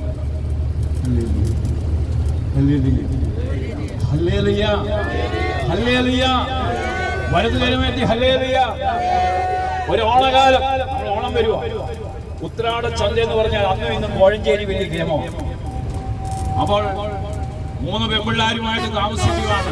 ആരാ? അത് കൊച്ചു ഉപദേശിച്ചു. പിറ്റേ ദിവസം ഓണം ഒരുങ്ങാനൊന്നും ഇല്ല. ഉത്രാട ചന്ത കഴിഞ്ഞ് പാപ്പച്ചെന്ന് പറയുന്ന ഒരാള് ഒരു കൊല കയ്യിലുണ്ട്, ബാല്യക്കാരന്റെ 2 കയ്യിലുണ്ട്. ഉപദേശിയെ റോട്ടിൽ നിൽക്കുന്ന കണ്ടിട്ട് ചോദിച്ചു, ഉപദേശി സുഖമാണോ? ഉപദേശി വിചാരിച്ചു 1 കൊല എനിക്ക് എന്നുവെച്ചാൽ ഇടയ്ക്കിടയ്ക്ക് അവിടെ പോയി പ്രാർത്ഥിക്കും. നമ്മളതേ ഉള്ളല്ലോ. പ്രൈസിലോട് ഹല്ലേലൂയ, പ്രൈസിലോട് ഹല്ലേലൂയ മാത്രം പോരായല്ലോ. ഉപദേശിക്ക് എന്തെങ്കിലും കൊടുക്കണ്ട, അതൊന്നും ഇല്ല. ഉപദേശിക്ക് വിഷമമൊന്നും ഉണ്ടായില്ല. പിറ്റേ ദിവസം ഓണം ഒരുങ്ങാൻ ഒന്നുമില്ല. രാത്രി 12:30 സമയം ഉപദേശി കട്ടിൽ നിന്ന് എഴുന്നേറ്റിട്ട് ഇങ്ങനെ പറഞ്ഞു, ആരും സഹായമില്ല, എല്ലാവരും പാരിൽ കണ്ടും കാണാതെയും പോകുന്നവ, എന്നാൽ എനിക്കൊരു സഹായകൻ വാനിലുണ്ടെന്നറിഞ്ഞു ഞാൻ ഉല്ലാസമായി. Hallelujah, hallelujah. അതിന്റെ ആദ്യ ലൈൻ ഇങ്ങനെ, എന്റെ ദൈവം സ്വർഗസിംഹാസനം തന്നിൽ എന്നെ കനിഞ്ഞെന്നെ ഓർത്തിടും. എന്നിട്ട് പറയാണ്, ആരും സഹായമില്ല, എല്ലാവരും പാരിൽ കണ്ടും കാണാതെയും. ഇത് അനുഭവം. എന്നാൽ എനിക്കൊരു സഹായകൻ വാനിൽ ഉണ്ടെന്നറിഞ്ഞ് നേരം വെളുത്തപ്പോഴ്, ഇത്രയും അന്ന് എഴുതി വെച്ചു, നേരം വെളുത്തപ്പോഴ് ഒരു അന്നത്തെ കാലത്ത് രാജകീയ വേഷം ധരിച്ച ഒരു വ്യക്തി, ഒരു പടയാളി പോലെ ഒരാൾ വന്നിട്ട് പറയാ, ഈ സാധു കൊച്ചുപദേശിയുടെ വീട് എവിടെ? സാധു കൊച്ചുപദേശിയുടെ തന്നെയാണ്. ആറന്മുള കടവിൽ ഒരു വള്ളത്തിൽ കുറച്ച് സാധനം ഒരു കുടുംബം കൊടുത്തു വിട്ടിരിക്കും. അപ്പൊ അത് എന്റെ വീടാന്ന് പറഞ്ഞു. ഉപദേശികളുടെ വീട്ടിൽ വെച്ചിട്ട് തികയാത്ത പോലെ 6 മാസത്തേക്കുള്ള സാധനം കൊടുത്തു വിട്ടിരിക്കും. ഓണം ഒരുങ്ങിയോ? അന്ന് രാത്രി ഇങ്ങനെ എഴുതി, അപ്പേനും അമ്മയും വീടും തരങ്ങളും വസ്തുസുഖങ്ങളും കർത്താവേ, പൈതൽപ്രായം മുതൽ ഇന്നേ വരെ എന്നെ പോറ്റി പുലർത്തിയ ദൈവം മതി. 100 വർഷം കഴിഞ്ഞിട്ടും ഈ പാട്ടിന് വിരസതയുണ്ടോ? ആത്മാവിനാൽ എഴുതപ്പെട്ട പാഠമാണ്. ഇന്ന് കേരള സഭയിലെ 75% പാട്ടുകളും പെന്തിക്കോസ്തുകാർ എഴുതിയ പാട്ട്. തീ പോലെ ഇറങ്ങണേ എന്ന് പറയുന്നത് ഒരു ഹൈന്ദവ എഴുതിയ പാട്ടാണ്. Hallelujah, hallelujah, hallelujah. ആത്മാവിന്റെ നിറവിൽ എഴുതപ്പെട്ട പാട്ട് ഒരിക്കലും മാഞ്ഞു പോകും. ഇന്നത്തെ പാട്ടൊക്കെ എന്റെ അടുത്ത് നിങ്ങൾക്ക് യേശുണ്ട്, സിനിമാ പാട്ടിന്റെ കീഴടിയാ. കുറെ കഴിയുമ്പോൾ ഇതൊന്ന് സ്വീകരിക്കാൻ ആള് സിനിമാ പാട്ടിനെ കോപ്പി അടിച്ചൊക്കെ പാട്ട് എഴുതിയാലൊന്നും അതൊന്നും നിലനിൽക്കത്തില്ല. പക്ഷേ ആത്മാവിനാൽ എഴുതി അപ്പനും അമ്മയും വീടും ധനങ്ങളും വസ്തുസുഖങ്ങളും കർത്താവത്രേ.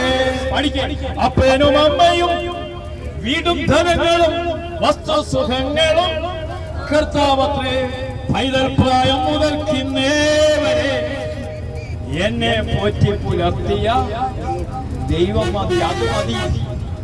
അത് മതി പരമേശ്വരൻ ചേട്ടാ, അത് മതി. Hallelujah, hallelujah. അതുകൊണ്ടാണ് പൗലോസ് പറഞ്ഞത് ഇന്ന് വരെ ദൈവത്തിന്റെ സഹായം.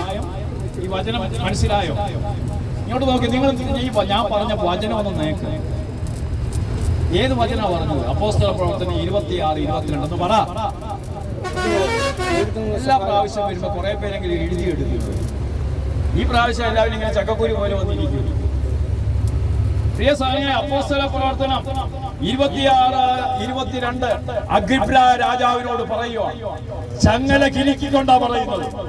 കൈ കിടക്കുന്ന ചങ്ങല കിലുക്കിക്കൊണ്ട് അഗ്രിപ്പ മഹാരാജാവിനോട് ഇതാ പൗലോസ് പറയാ, എന്താ പറയാണ്? ഇന്ന് വരെ ദൈവത്തിനുള്ള സഹായം എനിക്കുണ്ട്. കേട്ടോ, ചങ്ങല കിലുക്കിക്കൊണ്ട് പറയുകയാണ്, നീ എന്നെ തടവറയിൽ അടിച്ചാൽ, എന്റെ തല വെട്ടിക്കളഞ്ഞാലും ദൈവത്തിന്റെ സഹായം എനിക്കുണ്ട്. ഹല്ലേലൂയ. എന്നിട്ട് അടുത്ത കാര്യം പറയാ, അതുകൊണ്ട് തന്നെയാണ് ചെറിയവരുടെയും വലിയവരുടെയും മുമ്പിൽ സാക്ഷ്യം നൽകിക്കൊണ്ട് ഞാനും പറയും ദൈവത്തിന്റെ സഹായം ഉള്ളതുകൊണ്ടാണ് ഈ 153ാമത്തെ ട്രിപ്പിൽ ഈ ബസ്സിൽ വചനം പറഞ്ഞുകൊണ്ടിരിക്കുന്നത്. ഇന്ന് വരെ ദൈവത്തിന്റെ സഹായം നിങ്ങൾക്കറിയാമോ? ഒരു 9 മാസം മുമ്പ് എറണാകുളത്തൊരു ധ്യാനം കഴിഞ്ഞ് വന്നപ്പോഴേ ഡെങ്കി പിടിച്ചു. ഡോക്ടർമാർ പറഞ്ഞ് 2 മാസം കഴിയാതെ ഒരു ശുശ്രൂഷയ്ക്ക് പോയതെന്ന്. 2 ആഴ്ച കഴിഞ്ഞപ്പോൾ വേളാങ്കണ്ണി ട്രിപ്പ്. അപ്പൊ പറഞ്ഞു അത് മാറ്റിവെക്കാൻ ഒക്കത്തില്ലെന്ന്. ഞാൻ ഡെങ്കിയൊന്നും അതുകൊണ്ടാണ് 17 കിലോ ശരിക്ക് മരുന്ന് കഴിക്കാത്തതുകൊണ്ട് 17 കിലോ ഒക്കെ കുറഞ്ഞു. അതുകൊണ്ട് ആത്മാവിന് എന്തെങ്കിലും കുഴപ്പമുള്ളൂ. നീ ശ്രദ്ധിച്ചേ ഇന്ന് വരെ ദൈവത്തിന്റെ സഹായം എനിക്കുണ്ട്. വലതു വരെ പറ, ഇന്ന് വരെ. ഇത് മാത്രം പറഞ്ഞാൽ ഈ വേളാങ്കണ്ണി ഒരു വചനമെങ്കിലും പഠിച്ചെന്നിരിക്കും. ഇന്ന് വരെ ദൈവത്തിന്റെ സഹായം. ഇന്നലെ ഞാനൊരു ക്വസ്റ്റ്യൻ ഇട്ടു. എല്ലാവരും വിചാരിച്ച് ഞാനത് ചോദിക്കത്തില്ല.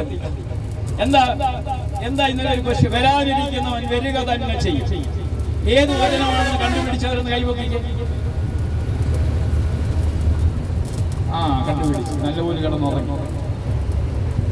ബൈബിളിൽ പറയാ, വരാനിരിക്കുന്നവൻ. ഇന്നലെ കുരിശിന്റെ വഴി ജപമാലയിൽ ചോദിച്ചു, വരാനിരിക്കുന്നവൻ കർത്താവിന്റെ നമ്മള് പിന്നെ മഹിമയുടെ 2ാം രഹസ്യം ചൊല്ലിയപ്പോഴാ പറഞ്ഞത് ഈ പോയ കർത്താവ് തിരിച്ചു വരുമെന്ന്. അപ്പോഴാ ഞാൻ പറഞ്ഞ വരാനിരിക്കുന്നവൻ ഈ വചനം നിങ്ങൾ കണ്ടുപിടിക്കണമെന്ന് പറഞ്ഞു. അങ്ങനെ കണ്ടുപിടിച്ചാൽ നിങ്ങൾക്ക് നല്ലൊരു കൊന്ത തരുമെന്ന് പറഞ്ഞു. കേട്ടായിരുന്നോ? ഇതൊക്കെ കേട്ടോ? കേട്ട ഏത് വചനം? പ്രിയ സഹോദരങ്ങളെ, ഒരു പെന്തിക്കോസ്തുകാരനായിരുന്നു ഈ പറഞ്ഞു. ഇതാണ് കത്തോലിക്ക എന്ന് വെച്ചാൽ വചനം ഒന്നും പഠിക്കത്തില്ല. കിട്ടിയ വാക്ക് പോയാൽ ഒരു ആന എന്ന് പറയുന്ന പോലെ. എന്താ ഏത് വചനം? ഹെബ്രായർ 10:37-38 വചനം മറക്കരുത്. ഹെബ്രായർ ഇങ്ങനെ പറഞ്ഞ വചനം. ഞാനിപ്പോ അവിടെ കാപ്പി കുടിക്കാൻ നേരത്തെ ചോദിക്കുമ്പോൾ അപ്പോഴേ മറന്നു. വേറെ അമ്മായിയപ്പയ്ക്ക് 15 വർഷത്തെ കുറ്റമാണെങ്കിൽ മനസ്സിലാവും. ഈ കൗൺസിലൊക്കെ എന്തൊക്കെ കുറ്റങ്ങളാണ് പറയുന്നത് അറിയാം. ഭർത്താവ് ശരിയല്ല, ഭാര്യ ശരിയല്ല, മക്കള് ശരിയല്ല, മറ്റവന്റെ അപ്പുറത്തെ തോമാച്ചൻ ശരിയല്ല, അപ്പുറത്തെ കളിയാച്ചൻ ശരിയല്ല, നീ മാത്രമേ. ഇതെല്ലാം ഓർമ്മയുണ്ട്. കെട്ടിച്ച നാള് തൊട്ട് ചെയ്ത ക്രൂരതകൾ മൊത്തം പറയും. പക്ഷെ ഒരു വചനവും തലേ നിൽക്കില്ല. പറഞ്ഞാൽ തീരാത്ത കാര്യങ്ങളെല്ലാം എവിടെ കിടപ്പുണ്ട്? പക്ഷെ തമ്പുരാന്റെ വചനം മാത്രമില്ല. ഇതാണ് ഏറ്റവും വലിയ അപകടം. ഈ അപകടം വചനമില്ല എവിടെയില്ല. നമ്മൾ മാതാവിന്റെ എടുക്കപ്പോ വചനം ഹൃദയത്തിൽ സംഗ്രഹിച്ചവരുടെ പേരാണ് പരിശുദ്ധ. അതുകൊണ്ടാണ് അവരുടെ ഹൃദയം വിമല ഹൃദയമായത്. മൊത്തം വചനം അവരുടെ ഹൃദയത്തിൽ. ഈശോയെ കാണണമെങ്കിൽ അമ്മയുടെ അരികിൽ ചെല്ലും. അടുത്തിരിക്കുന്ന വ്യക്തിയോട് പറയാം, ഈശോയെ കാണണമെങ്കിൽ എവിടെ ചെല്ലണം? അമ്മയുടെ ഹൃദയം മൊത്തം എന്താ? വചനം. നമ്മുടെ പരമേശ്വരത്തേക്ക് ഒത്തിരി വചനമാണ്. ഞാൻ ഇടയ്ക്ക് എന്നെ ഫോൺ വിളിക്കുമ്പോൾ ഇന്ന വചനമൊക്കെ പറയും. ഇടയ്ക്ക് നമ്മളൊന്ന് കാണുമ്പോൾ വചനം പറയും. ഇത്രയും വചനം ഒരു കത്തോലിക്കൻ അറിയാവുന്ന എനിക്ക് സംശയം. അപ്പൊ വരാനിരിക്കുന്ന ഹെബ്രായർ 10:37. അതുകൊണ്ട് എനിക്ക് ജപമാല മേടിച്ച് തരേണ്ട ആ ജോലി കുറഞ്ഞു. ഹെബ്രായർ 10:37 എന്താ പറയുന്നത്? ഇനിയും വളരെ കുറച്ച് സമയമുള്ളൂ. അടുത്തിരിക്കുന്ന വ്യക്തിയോട് പറ, ഇനി വളരെ കുറച്ച് സമയമുള്ളൂ. അടുത്തിരിക്കുന്ന വ്യക്തിയോട് പറ, ഇനി വളരെ കുറച്ച്. ഇനി എപ്പോഴും ഈ വേളാങ്കണ്ണി യാത്ര നടത്താവുന്നതും നമുക്ക് വിശ്വസിക്കാൻ. അടുത്ത യാത്രയിൽ ഉണ്ടോ ഇല്ലയോ എന്ന് കുർബാന അർപ്പിച്ചിട്ടും വൈദികൻ എന്താ പറയുന്നത്? വീണ്ടും ഒരു ബലി അർപ്പിക്കാൻ വരുമോന്ന് അറിഞ്ഞുകൂടാ. അടുത്തിരിക്കുന്ന വ്യക്തിയോട് പറ, ഇനി കുറച്ച് സമയമുള്ളൂ. ഞാൻ ഇത് ഒരു ധ്യാന കേന്ദ്രത്തിൽ ഇങ്ങനെ അമ്മച്ചിമാരെ കൊണ്ട് പറയിപ്പിച്ചു. അപ്പോ ഈ അമ്മച്ചി അന്തേവാസി. അപ്പൊ കോഴിക്കോട്ടൊരു ധ്യാന കേന്ദ്രവും വൃദ്ധഭവനും കൂടെ അടുത്താണ്. ഞാൻ വീട്ടിൽ വന്നപ്പോൾ അവിടുത്തെ സിസ്റ്റർ എന്നെ വിളിച്ച് പറയുവാണ്, ബ്രദർ പ്രാർത്ഥിച്ച് ശരിക്കും മരിച്ചു. ഒരമ്മച്ചി പോയെന്ന് പറയും, പ്രശ്നക്കാരി അമ്മച്ചി. അപ്പോൾ എന്താ പ്രാർത്ഥിച്ചെന്ന് ചോദിച്ചു. പറഞ്ഞു, അമ്മച്ചിമാരുടെ കൈക്ക് പിടിച്ചിട്ട് പറഞ്ഞു, ഇനിയും വളരെ കുറച്ച് സമയം. അത് ദൈവം കേട്ടു. നീ വളരെ കുറച്ച് മാവി എനിക്ക് എത്തുന്നതിന് മുമ്പ് ആള് ഇനിയും വരുമ്പോ ഇങ്ങനെയൊക്കെ ഒന്ന് പറയിപ്പിക്കണം. കുറെ ശല്യം പിടിച്ച അമ്മച്ചിമാരൊക്കെ 67 അമ്മച്ചിമാരെ നോക്കുക. ഈ അമ്മച്ചിക്കാണെങ്കിൽ മുട്ട പിടിയിൽ കൊടുത്താൽ പറയും, മുട്ട ഇത് വാട്ടിയതാണ്, നീ പോയി സിസ്റ്ററിന്റെ മുഖത്തേക്ക് ഒരു ഏറിട്ട് കൊടുത്തോണ്ട് നീ പോയി കഴിക്കരുത്. ഇതൊക്കെ സഹിക്കാൻ വയ്യാതെ പറയുക ഇവരൊന്ന്. ഞാൻ ഏതായാലും പല ധ്യാന ഗുരുക്കന്മാരും വന്നു. പക്ഷെ ബ്രദർ പറഞ്ഞു തങ്ങി ഇനി വളരെ കുറച്ച്. അതുകൊണ്ട് അടുത്തിരിക്കുന്ന വ്യക്തിയോട് പറ, ഇനി വളരെ കുറച്ച് സമയമുള്ളെന്ന് പറ. എന്താ പറയാൻ പേടിയാന്നോ? അപ്പൊ ഇനി വളരെ കുറച്ച് സമയമേ ഉള്ളൂ. വരാനിരിക്കുന്നവൻ വരിക തന്നെ ചെയ്യും. അടുത്തിരിക്കുന്ന വ്യക്തിയോട് പറ, വരാനിരിക്കുന്നവൻ രാജാതിരാജൻ മഹിമയോടെ വാനമേഘത്തിൽ എഴുന്നള്ളാറായി. അപ്പോൾ വരാനിരിക്കുന്നവൻ വരിക തന്നെ ചെയ്യും. അടുത്ത വനം പറയാ, അവൻ താമസിക്കരുത്. അടുത്തിരിക്കുന്ന വ്യക്തിയോട് താമസിക്കുന്നില്ലെന്ന് പറഞ്ഞു. എന്താ പിന്നെ താമസിക്കുന്നത്? എന്റെ നീതിമാൻ വിശ്വാസം മൂലം നശിക്കും, ജീവിക്കും. അവൻ പിന്മാറുന്നെങ്കിൽ അവന്റെ ആത്മാവ് അവനെ പ്രസാദിക്കത്തില്ല. പിന്മാറി നശിക്കുന്നവരുടെ കൂട്ടത്തിലല്ല, വിശ്വസിച്ച് ആത്മരക്ഷ കൂടുന്നതാണ്. അപ്പൊ ഈ യാത്ര വിശ്വാസം വർദ്ധിപ്പിക്കാൻ വേണ്ടി. അതുകൊണ്ടാണ് ശാലോംകാർ നേരിട്ട് വന്ന് യാത്രയ്ക്ക് ഒരു പേരിട്ടു, അനുഗ്രഹ ആരോഗ്യ. ഇത് ശാലോംകാരിട്ട പേരാണ്. അനുഗ്രഹ യാത്ര എന്ന് ഞങ്ങളിട്ട പേരല്ല. ശാലോം ടെലിവിഷൻകാർ വന്ന് 3 ദിവസം നമ്മുടെ കൂടെ വന്ന് നിങ്ങള് ശാലോമിൽ വേളാങ്കണ്ണി അനുഗ്രഹ യാത്ര ശാലോം എന്ന് അടിച്ചു കൊടുത്തതിന് കിട്ടും. അപ്പോൾ ഇത് അനുഗ്രഹ യാത്രയായതുകൊണ്ടാണ്. ഇവിടെ ആത്മാവിന്റെ രക്ഷയ്ക്കാണ് ഒന്നാം സ്ഥാനം. അല്ലാതെ കാറ് തരാൻ, ലോറി തരാൻ, ജീപ്പ് തരാമെന്ന് ഞങ്ങൾ പറയുന്നു. ആത്മാവ് അടുത്തിരിക്കുന്ന വ്യക്തിയോട് ആത്മാവ് രക്ഷപ്പെട്ടാൽ മതി. അതുകൊണ്ട് ഈ വെള്ളത്തിലെ കുമിള പോലെ മിന്നി വിളങ്ങിടുന്ന ചെടിക സുഖങ്ങൾ എന്നെ എതിരേൽക്കുവിൻ. സുന്ദരാം മനോഹര, നിന്നെ പിരിഞ്ഞി ലോകയാത്ര പ്രാകൃതരാൽ ജാരന്മാരെ. നമ്മൾ ആ പാട്ട് കേട്ടില്ലേ?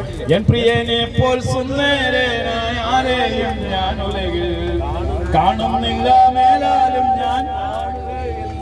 എന്നാ യേശുവിനേക്കാൾ സുന്ദരനായി അതുകൊണ്ടാണ് ഉത്തമഗീതം മണവാളനും മണവാട്ടിയും തമ്മിലുള്ള ബന്ധം, ഈശോയും ഞാനും തമ്മിലുള്ള. അതിനകത്ത് പാട്ടുകാരൻ എഴുതിയിരിക്കുക. എന്താ പാട്ടുകാരൻ എഴുതിയിരിക്കുന്നത്? ജഡിക സുഖങ്ങൾ എന്നെ എതിരേൽക്കുമ്പോൾ ഞാൻ യേശുവിനെ മറന്നൊരു ജീവിതം. എന്നിട്ട് അവസാനം പറയുക, പ്രേമമെന്നിൽ വർദ്ധിക്കുന്നു പ്രിയനോട് ചേരുവാൻ നാളുകൾ ഞാൻ എണ്ണി എണ്ണി ജീവിച്ചിടുന്നു. അടുത്തിരിക്കുന്ന കൂടപ്പുറപ്പിനോട് പറ, പ്രേമമെന്നിൽ വർദ്ധിക്കുന്നു, പ്രേമമെന്നിൽ ഏറിയ 80. പരമേശ്വരൻ 4 വർഷം കൂടെ ബോണസ് കൊടുത്തു. 80 മുകളിലെല്ലാം ബോണസാണ് പരമേശ്വരൻ ചേട്ടാ. ഇപ്പൊ ദൈവം തന്നിരിക്കുന്ന ബോണസാണ് ഏറിയ 80. ബാക്കിയെല്ലാം ബോണസ് കേട്ടോ. അപ്പൊ ശ്രദ്ധിക്കുക. അപ്പൊ പാടുന്നത് എങ്ങനെയാ? പ്രേമമെന്നിൽ വർദ്ധിക്കുന്നു പ്രിയനോട് ചേരുവാൻ നാളുകൾ ഞാൻ എണ്ണി എണ്ണി എന്ന് മരിക്കുമെന്ന് നിങ്ങൾ നോക്കുക. അതുകൊണ്ടാണ് സങ്കീർത്തകനായ മോശ സങ്കീർത്തനത്തിൽ എഴുതി വെച്ചു, 90-ാം സങ്കീർത്തനം അതിന്റെ 12-ാം വചനം, എന്റെ ആയുസിന്റെ ദിനം എണ്ണാൻ എത്ര വയസ്സുണ്ട്? 56. അപ്പൊ 56 വയസ്സുള്ള വ്യക്തി ആയുസിന്റെ ദിനം എണ്ണിയാൽ ഏറിയ 80 ഏറിയ. അപ്പൊ ഇനി 24 വർഷം കൂടെ 80 പ്രകാരം ഉള്ളൂ. അപ്പൊ 24 കൂടെ 365 ഗുണിച്ചാൽ എത്ര ഉണ്ട്? ഇനി 11,000 ദിവസമേ ഉള്ളൂ. അടുത്തിരിക്കുന്ന വ്യക്തിയോട് പറയാം, 11,000 ദൈവം പറഞ്ഞനുസരിച്ച് അത്ര ആയുസ് ഉണ്ടെങ്കിൽ. പരമേശ്വരന്റെ ആയുസിന്റെ ദിനം എണ്ണാനൊന്നും ഇല്ല. ഇനി എന്താണെന്ന് 80 വയസ്സാണ് നമ്മൾ പറഞ്ഞിരിക്കുന്നത്. അപ്പൊ എന്റെ എല്ലാം തീരാറായി. എന്റെ സഹോദര, ഒരു 80 വയസ്സെന്ന് പറഞ്ഞാൽ 30,000 ദിവസം ഇല്ല. 28,820 ദിവസമേ ഉള്ളൂ. 30,000 ദിവസം തികച്ചില്ല. പടപടോന്നില്ല ഓരോ ദിവസവും. എന്റെ കല്യാണത്തിന് നിക്കറിട്ടുകൊണ്ട് നിന്ന വ്യക്തിയാണ് അജി. വർഷങ്ങൾ പോയ പോയിട്ടുണ്ട്. ഇത്രയേ ഉള്ളൂ. അതുകൊണ്ട് എന്താ പറയുന്നത്? പ്രേമമെന്നിൽ വർദ്ധിക്കുന്നു പ്രിയനോട് ചേരുവാൻ നാളുകൾ ഞാൻ എണ്ണി എണ്ണി. ഈ ബോധ്യമുണ്ട് പിന്നെ എന്തിനെങ്കിലും ഉത്കണ്ഠപ്പെട്ടു. ഈ ബോധ്യമില്ലാത്തതുകൊണ്ടാണ് എല്ലാത്തിനും ഉത്കണ്ഠ. ആകുലത എന്ന് പറഞ്ഞാൽ ആകുമോ ശരിയാകുമോ കാര്യം നടക്കുമോ? ആകുലത വന്ന തലയും പോയി, മറ്റേതും പോയി, മറിച്ചതും പോയി, തലവേദനയും വന്നു, എല്ലാം വന്നു. 75% രോഗങ്ങൾ നിങ്ങൾ വരുത്തി വെക്കുന്ന രോഗങ്ങൾ. അടുത്തിരിക്കുന്ന വ്യക്തിയോട് പറയാം, 75% രോഗങ്ങൾ നിങ്ങൾ വരുത്തി വെക്കും. ഉത്കണ്ഠ വന്നു കഴിഞ്ഞാൽ എന്താണ്? ഇങ്ങോട്ട് നോക്കി. ലോകത്തിലെ ഏറ്റവും കൂടുതൽ ഡിപ്രഷനുള്ള വ്യക്തി അമേരിക്കക്കാരൻ. എന്നുവെച്ചാൽ പണം കൂടി കഴിഞ്ഞപ്പോൾ ദൈവവിശ്വാസം പറഞ്ഞു. അവർ മരണഭയം. ലോകത്തിലെ ഏറ്റവും കൂടുതൽ ഭയമുള്ള പട്ടാളക്കാരും അമേരിക്കൻ പട്ടാളം. അതുകൊണ്ടാണ് അമേരിക്കക്കെതിരെ എന്തെങ്കിലും വന്നാൽ ഉടനെ അവർ ബോംബ് വെച്ചത് തകർക്കുന്നത്. പക്ഷേ ലോകത്തിലെ ഏറ്റവും കൂടുതൽ ഭയമില്ലാത്ത പട്ടാളം ഇന്ത്യൻ പട്ടാളം. ഇന്ത്യൻ പട്ടാളത്തിനൊരു ഭയം ഇല്ല. അമേരിക്കൻ പട്ടാളമൊക്കെ പ്രശ്നം ഉണ്ടാകുന്നതിന് മുമ്പേ, വയലന്റ് ആകുന്നതിന് മുമ്പേ വെടിവെപ്പാണ്. മനസ്സിലായി? പണമേറി കഴിഞ്ഞപ്പോൾ എന്തായി? നിങ്ങൾ ശ്രദ്ധിച്ച്, നേഴ്സല്ലേ ഇരിക്കുന്നത് മിനിച്ചാണ്. ഇന്ന് ഏറ്റവും കൂടുതൽ ഗുളിക ചെലവാകുന്ന പ്രഷറിന്റെ ഗുളിക. ഈ പ്രഷർ ദൈവം സൃഷ്ടിച്ചതാണ്. നമ്മുടെ ടെൻഷൻ നിമിത്തമാണ് ഗർഭിണിക്ക് പ്രഷർ, ഓപ്പറേഷൻ തിയേറ്ററിൽ കൊണ്ടായ പ്രഷർ, ഹാർട്ടിന്റെ വാൽവിന്റെ പ്രഷർ, ഏറ്റവും വാൽവ് മാറ്റാനൊക്കത്തില്ലെന്ന് പറഞ്ഞു വിടുന്നു. അങ്ങനെ വേളാങ്കണ്ണി വന്ന് വാൽവ് പെട്ടു, പ്രഷറും പോയി, വാൽവും മാറ്റി. എന്നിട്ട് പറയാ, ബ്രദറെ 10-15 ലക്ഷം രൂപ ഞാൻ കൊണ്ട് കൊടുത്തു, ബ്രദറിനായതുകൊണ്ട് 1,000 രൂപ ഞങ്ങൾക്ക് തരുവാ, അതുകൊണ്ട് കൈവച്ചേക്കാൻ പറഞ്ഞു. അത് എനിക്ക് കിട്ടിയിട്ട കാര്യം, 1,000 രൂപ തരുവാ. 15 ലക്ഷം രൂപ കൊടുക്കേണ്ടത് അപ്പോളാക്കി കൊടുക്കേണ്ടത്. അപ്പോളാ ചെയ്യാനിരുന്നു, പക്ഷെ നടക്കുന്നില്ല. അതുകൊണ്ട് ബ്രദറിനായതുകൊണ്ട് 15 ലക്ഷത്തിന്റെ തരാനൊക്കെ അതുകൊണ്ട് 1,000 രൂപ ഞാൻ ഞാൻ പറഞ്ഞാൽ കൈ വെച്ചേക്കാൻ ഹല്ലേലൂയ. നമ്മുടെ കയ്യിലിരിപ്പ് ഇതാ. ദൈവരാജ്യത്തിന് വേണ്ടിയോ ദൈവ കാര്യങ്ങൾക്ക് വേണ്ടിയോ ഒന്നും എടുക്കത്തില്ല. ബാക്കി എന്ത് കാര്യത്തിലും ഞാനും അവരോട് കാഞ്ഞിരപ്പള്ളി ഒരു ദേവാലയത്തില് 5 ദിവസത്തെ ധ്യാനം, ഏറ്റവും വലിയ പണക്കാരുടെ ദേവാലയം. അപ്പൊ 5 ദിവസത്തെ ധ്യാനം കഴിഞ്ഞ് 6ാമത്തെ ദിവസം സുരാജ് വെഞ്ഞാറമ്മൂരിന്റെ കോമഡി 75,000 1 ലക്ഷം രൂപ. നമുക്കെല്ലാം കൂടെ പാട്ടുകാർക്ക് പോലെ ഇങ്ങനെ പിടിച്ചാ തരുന്നത്, കൈപ്പറ്റിക്കാരും കൈക്കാരും ഒക്കെ. പക്ഷെ സുരാജ് വെഞ്ഞാറമ്മൂരിന്റെ 1.5 ലക്ഷം രൂപ കൊടുക്കാൻ അടിയില്ല. അവൻ പോലെ കോമഡിയൊക്കെ കാണിച്ചിട്ട് പോയി. പ്രിയ സാധനം, ഇതൊന്നും അല്ല ജീവിതം. അപ്പൊ ദൈവത്തിന്റെ സന്നദ്ധിയിലേക്ക് പോകാം. അതാണ് ഞാൻ സർവശക്തനായ ദൈവത്തിൽ ഞാൻ വിശ്വസിക്കുന്നു. പറ വിശ്വസിക്കുന്നു പറഞ്ഞു. ഇനിയും 2, അവിടുത്തെ ഏകപുത്രനിൽ വിശ്വസിക്കുന്നു. അടുത്തിരിക്കുന്ന വ്യക്തിയോട് പറ, ഏകപുത്രൻ വിശ്വസിക്കും. കൈക്ക് പിടിച്ച് ഉറങ്ങുന്ന വ്യക്തിയെ തട്ടി വിളിച്ചിട്ട് പറ. ഉറങ്ങുന്ന വ്യക്തിയെ തട്ടി വിളിച്ചിട്ട് പറ.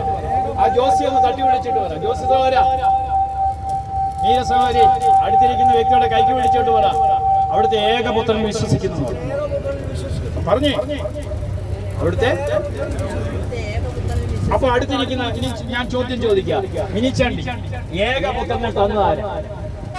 അല്ല, ഏകപുത്രനെ ദൈവപിതാവ് നമുക്ക് തന്നു. ഈ ഏകപുത്രനിൽ കൂടി നമുക്ക് എന്താ ലഭിച്ചില്ല? ഏകപുത്രനെ തന്നതിന്റെ ഉദ്ദേശം എന്നാണെന്ന് ആരെങ്കിലും ഒന്ന് പറഞ്ഞേ. 1 ലോകരക്ഷ, 2 അതിനേക്കാൾ പ്രാധാന്യപ്പെട്ടുണ്ട്. നിനക്ക് നഷ്ടപ്പെട്ടതെല്ലാം തിരിച്ചു നൽകാനാണ് ഏകപുത്രൻ വന്നത്. ആദി മാതാപിതാക്കൾ ഇതാ പാപം ചെയ്ത് സ്വർഗം നഷ്ടപ്പെടുത്തി.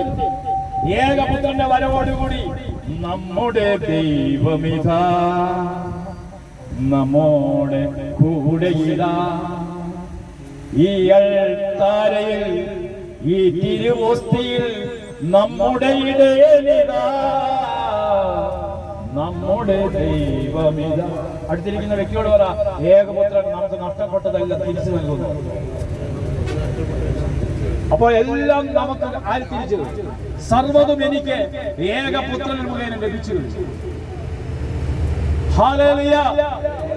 അതുകൊണ്ടാണ് വിശുദ്ധ കൊച്ചേസ്യ പറയുന്നത്, എന്തെല്ലാം കള്ളനോട് പറഞ്ഞു. ഒരു കള്ളൻ വന്നു, എടാ മോനെ എല്ലാം എടുത്തോണ്ട് പോയി, പക്ഷെ ആ കുരിശിത രൂപം മാത്രം അത് മതി. ക്രിസ്തു ഉള്ളവൻ എല്ലാം ഉണ്ട്. അടുത്തിരിക്കുന്ന വ്യക്തിയോട് പറ, ക്രിസ്തു ഉണ്ടെങ്കിൽ ഇല്ലെങ്കിൽ പോലും അവന്.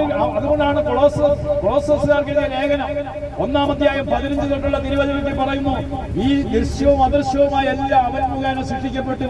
അതുകൊണ്ട് ഈ പുത്രനിൽ കൂടി നിനക്കുള്ളതെല്ലാം നിനക്ക് തരും. സർവ്വതും അവനുള്ളതാണ്, അവന്റെ മക്കൾക്കുള്ളതാണ്. മനസ്സിലായോ? അവനുള്ളതെല്ലാം എനിക്കുമുള്ളതാണ്. എനിക്ക് നഷ്ടപ്പെട്ടതെല്ലാം തിരിച്ചു. അപ്പോ ഏകപുത്രനെ കുറിച്ച് പറയാൻ തന്നെ 3 മണിക്കൂർ ക്ലാസ്. ഇനിയും 3ാമതായിട്ട് പരിശുദ്ധാത്മാവ് വിശ്വസിക്കുന്നു. എന്താ പരിശുദ്ധാത്മാവ്? നിങ്ങൾ രണ്ടുപേരും എഴുന്നേറ്റോ. ആരാ പരിശുദ്ധാത്മാവെന്ന് കാണിക്കാൻ പോവാ. ഇനി ഒരു കുഞ്ഞുകൂടെ എഴുന്നേറ്റ് വന്നേ. നമ്മുടെ അവിടെ ഒരു കുഞ്ഞുണ്ടല്ലോ, സാജോണെ എഴുന്നേറ്റ് പോ. സാജോണെ കൊണ്ടുവരാമോ?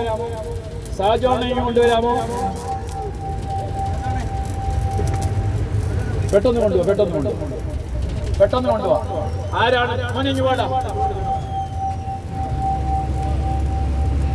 നിനക്ക് നീളം കൂടുതലല്ലേ? ഇങ്ങനെ പോലെ. അപ്പൊ അവനിങ്ങി പോലെ. അപ്പൊ നിങ്ങൾ രണ്ടുപേരും മോനെ, നിങ്ങൾ രണ്ടുപേരും കെട്ടിപ്പിടിച്ച് മുഖത്തോട് മുഖം നോക്കി കെട്ടിപ്പിടിക്കും. ആ മോനിങ്ങി പറയുവാടാ. ഇവൻ പറയുന്നു, ഇന്ന് തല കുരിച്ചു, നിന്നെ കാണരുത്. അവൻ മുട്ടിമേ നിന്ന മോനവിടെ ഇങ്ങനെ തല കുരിച്ചത്. അപ്പൊ ഞാൻ ഇവിടെ അപ്പൊ ഇത് പിതാവ്, ഇത് പുത്രൻ. പിതാവിന്റെയും പുത്രന്റെയും സ്നേഹമാണ് ഈ കാണപ്പെടാതെ നിൽക്കുന്ന പരിശുദ്ധാത്മാവ്. ഇത് പിതാവാണെങ്കിൽ അപ്പൊ പിതാവിന്റെയും പുത്രന്റെയും സ്നേഹമാണ്. പരിശുദ്ധാത്മാവ് ഉള്ളിടത്ത് പ്രത്യേക ദൈവമുണ്ട്. അതാണ് പരിശുദ്ധാത്മാവ് എന്ന് പറയുന്നത്. പിതാവ് ഇവർക്ക് വേണ്ടി ഹല്ലേലൂയ പറഞ്ഞ് ഹല്ലേലൂയ, ഹല്ലേലൂയ. അവൻ പയ്യെ പോയിരുന്നു. അപ്പൊ പരിശുദ്ധാത്മാവ് ആരാണ്? പിതാവിന്റെയും പുത്രന്റെയും പരിശുദ്ധാത്മാവിന്റെ സഹായമുണ്ടെങ്കിൽ നിങ്ങൾക്ക് എന്ത് ലഭിക്കും? നിങ്ങള് ഒരു കാര്യത്തിന് പോവുക, സെക്രട്ടേറിയറ്റില് 50,000 രൂപ കൈക്കൂലി കൊടുത്താലേ അമ്മച്ചിയുടെ ഭർത്താവിന്റെ ശമ്പളം കിട്ടത്തുള്ളൂ. കഞ്ഞിക്കുഴി അമ്മച്ചി ഇപ്പൊ കേട്ടോണ്ടിരിക്കുക. അപ്പൊ ഈ ശമ്പളം ഞാൻ പറഞ്ഞു കൈക്കൂലി ഒന്നും കൊടുക്കണ്ട, സഹായനായ പരിശുദ്ധാത്മാവ് എന്നെ ഒന്ന് സെക്രട്ടേറിയറ്റിന്റെ നടയിൽ നിന്നുകൊണ്ട് അണ്ടർ സെക്രട്ടറി ഒപ്പിടണം. പക്ഷെ എത്ര കൈക്കൂലി കൊടുക്കണം? ഇവരിങ്ങനെ 6 വർഷങ്ങൾക്ക് മുമ്പ് ഇങ്ങനെ കരഞ്ഞ് പ്രാർത്ഥിച്ചുകൊണ്ടിരിക്കുമ്പോഴേ ഒരിക്കൽ പോലും ആ വിങ്ങിൽ കൂടി വരാത്ത മന്ത്രി തോമസ് ഐസക് എന്ന് പറഞ്ഞ മന്ത്രി വന്ന് ഇങ്ങനെ കണ്ണടച്ച് കരയും, എന്തോ ഇങ്ങനെ പിറുപിറുക്കുന്നു. അയാൾക്ക് മനസ്സിലായി. ചോദിച്ചു എന്താ കാര്യം പറഞ്ഞു, എന്റെ ഭർത്താവിന്റെ പൈസ കിട്ടാറുണ്ട് ഇതുവരെ. തോമസ് ഐസക് ഇതിന്റെ വിങ്ങിൽ അണ്ടർ സെക്രട്ടറിയോട് പറഞ്ഞു, വിത്തി 24 മണിക്കൂറിനുള്ളിൽ അമ്മച്ചി കോട്ടയത്ത് ചെല്ലുന്നതിന് മുമ്പ് കാര്യങ്ങളെല്ലാം കൈക്കൂലി കൊടുക്കേണ്ട വന്നു. അണ്ടർ സെക്രട്ടറി ഇങ്ങനെ കിളികിലാ വിറയ്ക്കുക. കണ്ടോ? അപ്പൊ പരിശുദ്ധാത്മാവ് ഉണ്ടെങ്കിൽ എല്ലാം ലഭിക്കുക. നിങ്ങൾ പറയണം, എല്ലാവരും ഒന്ന് പറഞ്ഞ സഹായനായ പരിശുദ്ധാത്മാവ് എന്നെ ഒന്ന് സഹായിക്കും. ജോസി ഇപ്പോ സെപ്റ്റംബർ 2 കട തുറന്നു. ഇങ്ങനെ പറയണം, സഹായനായ പരിശുദ്ധാത്മാവ് ഈ കടയെ ഒന്ന് അഭിവൃദ്ധിപ്പെടുത്തും. പരിശുദ്ധാത്മാവ് ഉണ്ടെങ്കിൽ നിങ്ങൾക്കറിയാമോ, കോഴഞ്ചേരിയിലെ ഒരു ഇറച്ചിക്കട നടത്തുന്ന ഒരു വ്യക്തി 320 കിലോ ഇറച്ചി വിൽക്കാൻ കിടക്കും. അത് ഇന്ന് വിറ്റില്ലെങ്കിൽ നാളത്തേക്ക് അതിന് വെച്ചാൽ രാവിലെ വെട്ടിയത് ചീത്തയായി. അപ്പൊ ഞാൻ ഇങ്ങനെ പറഞ്ഞു, സഹായനായ പരിശുദ്ധാത്മാവ് ഒന്ന് ഒരു 1/2 മണിക്കൂർ കഴിഞ്ഞപ്പോൾ തിരുവല്ലയിൽ നൗഷാദിന്റെ കാറ്ററിംഗ് ടീം അവിടെ വന്നിട്ട് പറഞ്ഞു, ഒരു 320 കിലോ ഇറച്ചി കിട്ടുമോ? കോഴഞ്ചേരി ഒരു കടയിൽ വന്നപ്പോ 50 കിലോ ഉള്ളൂ എന്ന് പറഞ്ഞു. അപ്പൊ പറഞ്ഞു, ഈ കടയിൽ വന്ന് ചോദിക്കാൻ പറഞ്ഞു. കറക്റ്റ് കൊടുക്കുന്ന വിലയ്ക്ക് തന്നെ അവര് മേടിച്ചോണ്ട്. പരിശുദ്ധാത്മാവിനെ വിളിച്ച എല്ലാം കിട്ടുമെന്നോ? പറഞ്ഞു, സോജ പരിശുദ്ധാത്മാവിനെ വിളിച്ചാൽ മതി, എല്ലാം നവീകരിക്കും. അതുകൊണ്ട് പൂച്ചയുടെ ആധ്യാത്മികത കഴിഞ്ഞ് കൊരങ്ങന്റെ ആധ്യാത്മികതയെ നമുക്ക് വേണ്ട. നിങ്ങൾ ഇത് ചോദിക്കുമെന്നാ വിചാരിച്ചത്. നിങ്ങൾ ശ്രദ്ധിക്കും, കൊരങ്ങന്റെ ആധ്യാത്മികത എന്താ? കൊരങ്ങന്റെ കുഞ്ഞ് കുരങ്ങന്റെ വയറ്റത്ത് ഇങ്ങനെ അള്ളിപ്പിടിക്കും. അപ്പൊ കൊരങ്ങൻ ചാടാൻ നേരത്തെ കുലിക്ക് നോക്കും, ഇവൻ അള്ളിപ്പിടിച്ചിട്ടുണ്ടോ? ഇവൻ അള്ളിപ്പിടിച്ചെങ്കിലേ ഇവന് രക്ഷയുള്ളൂ.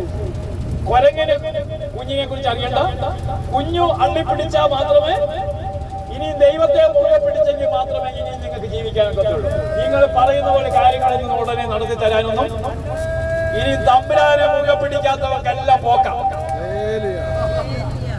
തമ്പുരാനെ മുറുകെ പിടിക്കാത്തവർക്കൊന്നും, അല്ലാതെ 1000 കൊന്തയൊല്ലാന്ന് പറഞ്ഞതുകൊണ്ടോ 100 വചനം എഴുതാമെന്ന് പറഞ്ഞുകൊണ്ടൊന്നും നിങ്ങൾ രക്ഷപ്പെടാൻ, നിങ്ങൾ പ്രാർത്ഥിച്ചിട്ടൊന്നും ഉടനെ ഒന്നും കടബാധ്യത ഒന്നും പറഞ്ഞാൽ ഇനി അള്ളിപ്പിടിക്കുന്നവന് മാത്രമേ രക്ഷയുള്ളൂ. അടുത്തിരിക്കുന്ന വ്യക്തികൾ അള്ളിപ്പിടിക്കുന്നു.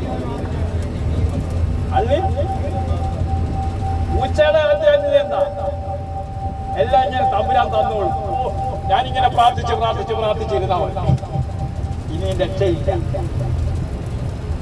ഇനി അങ്ങനെ കാലഘട്ടമൊക്കെ കഴിഞ്ഞ ദിവസം പറഞ്ഞു, ആ മാവേലിക്കരെ കേരളം മൊത്തം തിരുവനന്തപുരം തൊട്ട് ആലപ്പുഴ വരെയുള്ള എല്ലാം ചുഴലിക്കാറ്റടി. അപ്പൊ പറഞ്ഞു, ഒരു വ്യക്തി എന്നോട് പറയും, വെറുതെ ചുഴലിക്കാറ്റ് അടിച്ചപ്പോൾ ഞാനിങ്ങനെ കുരിശ് പിടിച്ചോണ്ട് വിശ്വാസപ്രമാണം ചൊല്ലി, എന്നിട്ട് എന്താ ദൈവം കേൾക്കാൻ? ഞാൻ പറഞ്ഞു, അത് പൂച്ചയുടെ ആധ്യാത്മികത, അതെല്ലാം കഴിഞ്ഞു. ഇനി ചുഴലിക്കാറ്റ് അടിച്ച് നിന്റെ വീട്ടിൽ വന്ന് മരം വന്ന് വീഴും. എന്നാലും വീട് തകരുമ്പോഴേ നിനക്ക് ആത്മാവ് കേട്ടോ. നീ പറയുന്ന പോലൊന്നും കാര്യം നടക്കാൻ പോകത്തില്ല. അയ്യോ, ഞാൻ പ്രാർത്ഥിച്ചിട്ട് എന്താ ഭാര്യ ശരിയാവാൻ?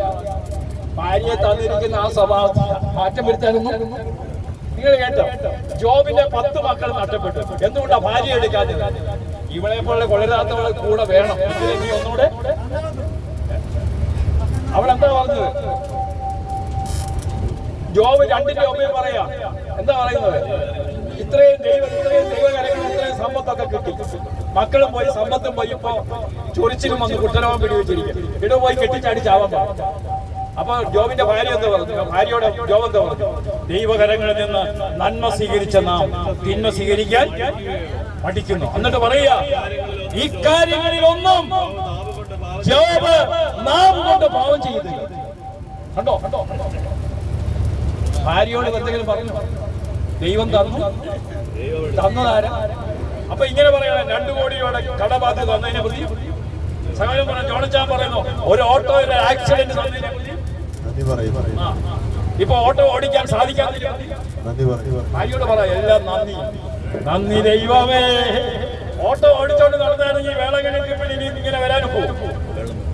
ഇതൊക്കെ തന്നത് തമ്പുരാൻ മുൻകൂട്ടി നിശ്ചയിച്ചിരിക്കില്ല. ജോണച്ചാൻ എന്ന് പറയുന്ന വ്യക്തി ഇനിയും മാവേലിക്കൽ എന്ന ട്രിപ്പിൽ ഇനിയും ആയുസെത്തുവോളം ഈ ട്രിപ്പിനെ ഇങ്ങനെ ആഹാരം കൊടുത്ത് നടത്തണമെന്ന് കണ്ടതുകൊണ്ട് ഒരു ആക്സിഡന്റ് തന്നെ തകർച്ച തന്നു ദൈവം രക്ഷിച്ചു. കണ്ടോ?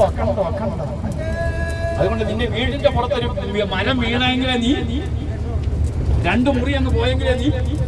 അതുകൊണ്ട് കൊരങ്ങിന്റെ ആദ്യമല്ല, മുറുകെ പിടിച്ചെങ്കിൽ മാത്രമേ. അല്ല, നിന്റെ മുമ്പിൽ ഇനി ധ്യാനമൊക്കെ തരുമെന്ന് പറഞ്ഞ അച്ഛന്മാരൊന്നും ഇനി തരാൻ പോകുന്നില്ല. അന്മേരെയൊക്കെ വിളിക്കുന്ന കാലഘട്ടമൊക്കെ പോയി. നീ ഉള്ളത് കൊണ്ട് ആഘോഷിച്ചൊക്കെ നടത്തിക്കോണം, ഇറങ്ങി തിരിച്ചോണം. ഈ വൈദികരെയും നോക്കണ്ട, മെത്രാനെയും നോക്കണ്ട. നിനക്കൊരു വായുണ്ടോ? ബ്രദർ പറയാണ്, ഇനി ഒരു മൈക്കും മേടിച്ച് സുവിശേഷത്തിന് ഇറങ്ങാൻ പോകും. കാസർഗോഡ് തൊട്ട് ജമ്മു കാശ്മീർ വരെ ഇറങ്ങാൻ പോകും. ആണോ? അല്ലേ ബ്രദർ? മൈക്ക് മേടിച്ച് ഹിന്ദി അറിയാം, ഇംഗ്ലീഷ് അറിയാം, എല്ലാം അറിയാം. അതുകൊണ്ട് എല്ലായിടത്തും യേശു മാത്രമാണ് ഏക. ഇപ്പൊ ഇങ്ങനെ പിടിച്ചു വെച്ചേക്കുന്നോണ്ട് നിർത്തിയിരിക്കും. എന്നേ പോകണ്ടെന്നറിയാം. ആസാമിൽ പോകാനില്ല. ഞാൻ പറഞ്ഞു കുറെ കൂടെ. അപ്പോ ഈ പ്രിയ സാധനങ്ങളെ നമുക്ക് തലയല്ല വലുത്, തല തന്നവനാ വലുത്. അടുത്തിരിക്കുന്ന വ്യക്തിയോടോ തലയല്ല വലുതെന്ന് പറഞ്ഞു.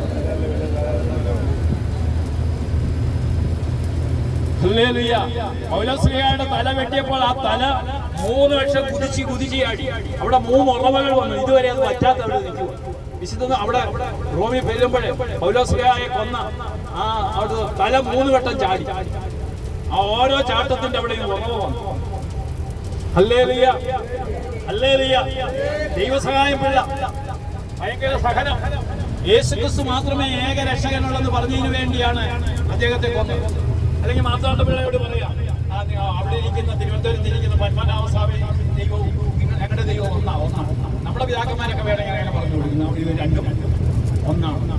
പക്ഷേ ദൈവസഹായപ്പെടാതെ അത് പറഞ്ഞു. കോംപ്രമൈസ് ഇല്ല. സുവിശേഷത്തിൽ എന്തില്ല?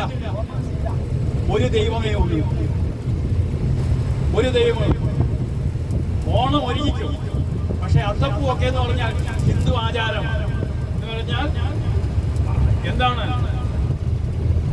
അസുരന് മഹാവിഷ്ണു വരുവോ? മഹാവിഷ്ണുവിന് വേണ്ടി അത്തമിട്ടും അത്തം 10 ഓണം. ഇത് ഹൈന്ദവ ആചാരമാണ്. നിങ്ങളുടെ ഇടയിൽ ഈ ആചാരങ്ങളായിരുന്നു. ഞാനൊരു ക്രിസ്ത്യൻ പള്ളി, ചെങ്ങന്നൂര് കത്തോലിക്ക പള്ളി ധ്യാനം നടന്നു. അടുത്ത ആഴ്ച ഓണം.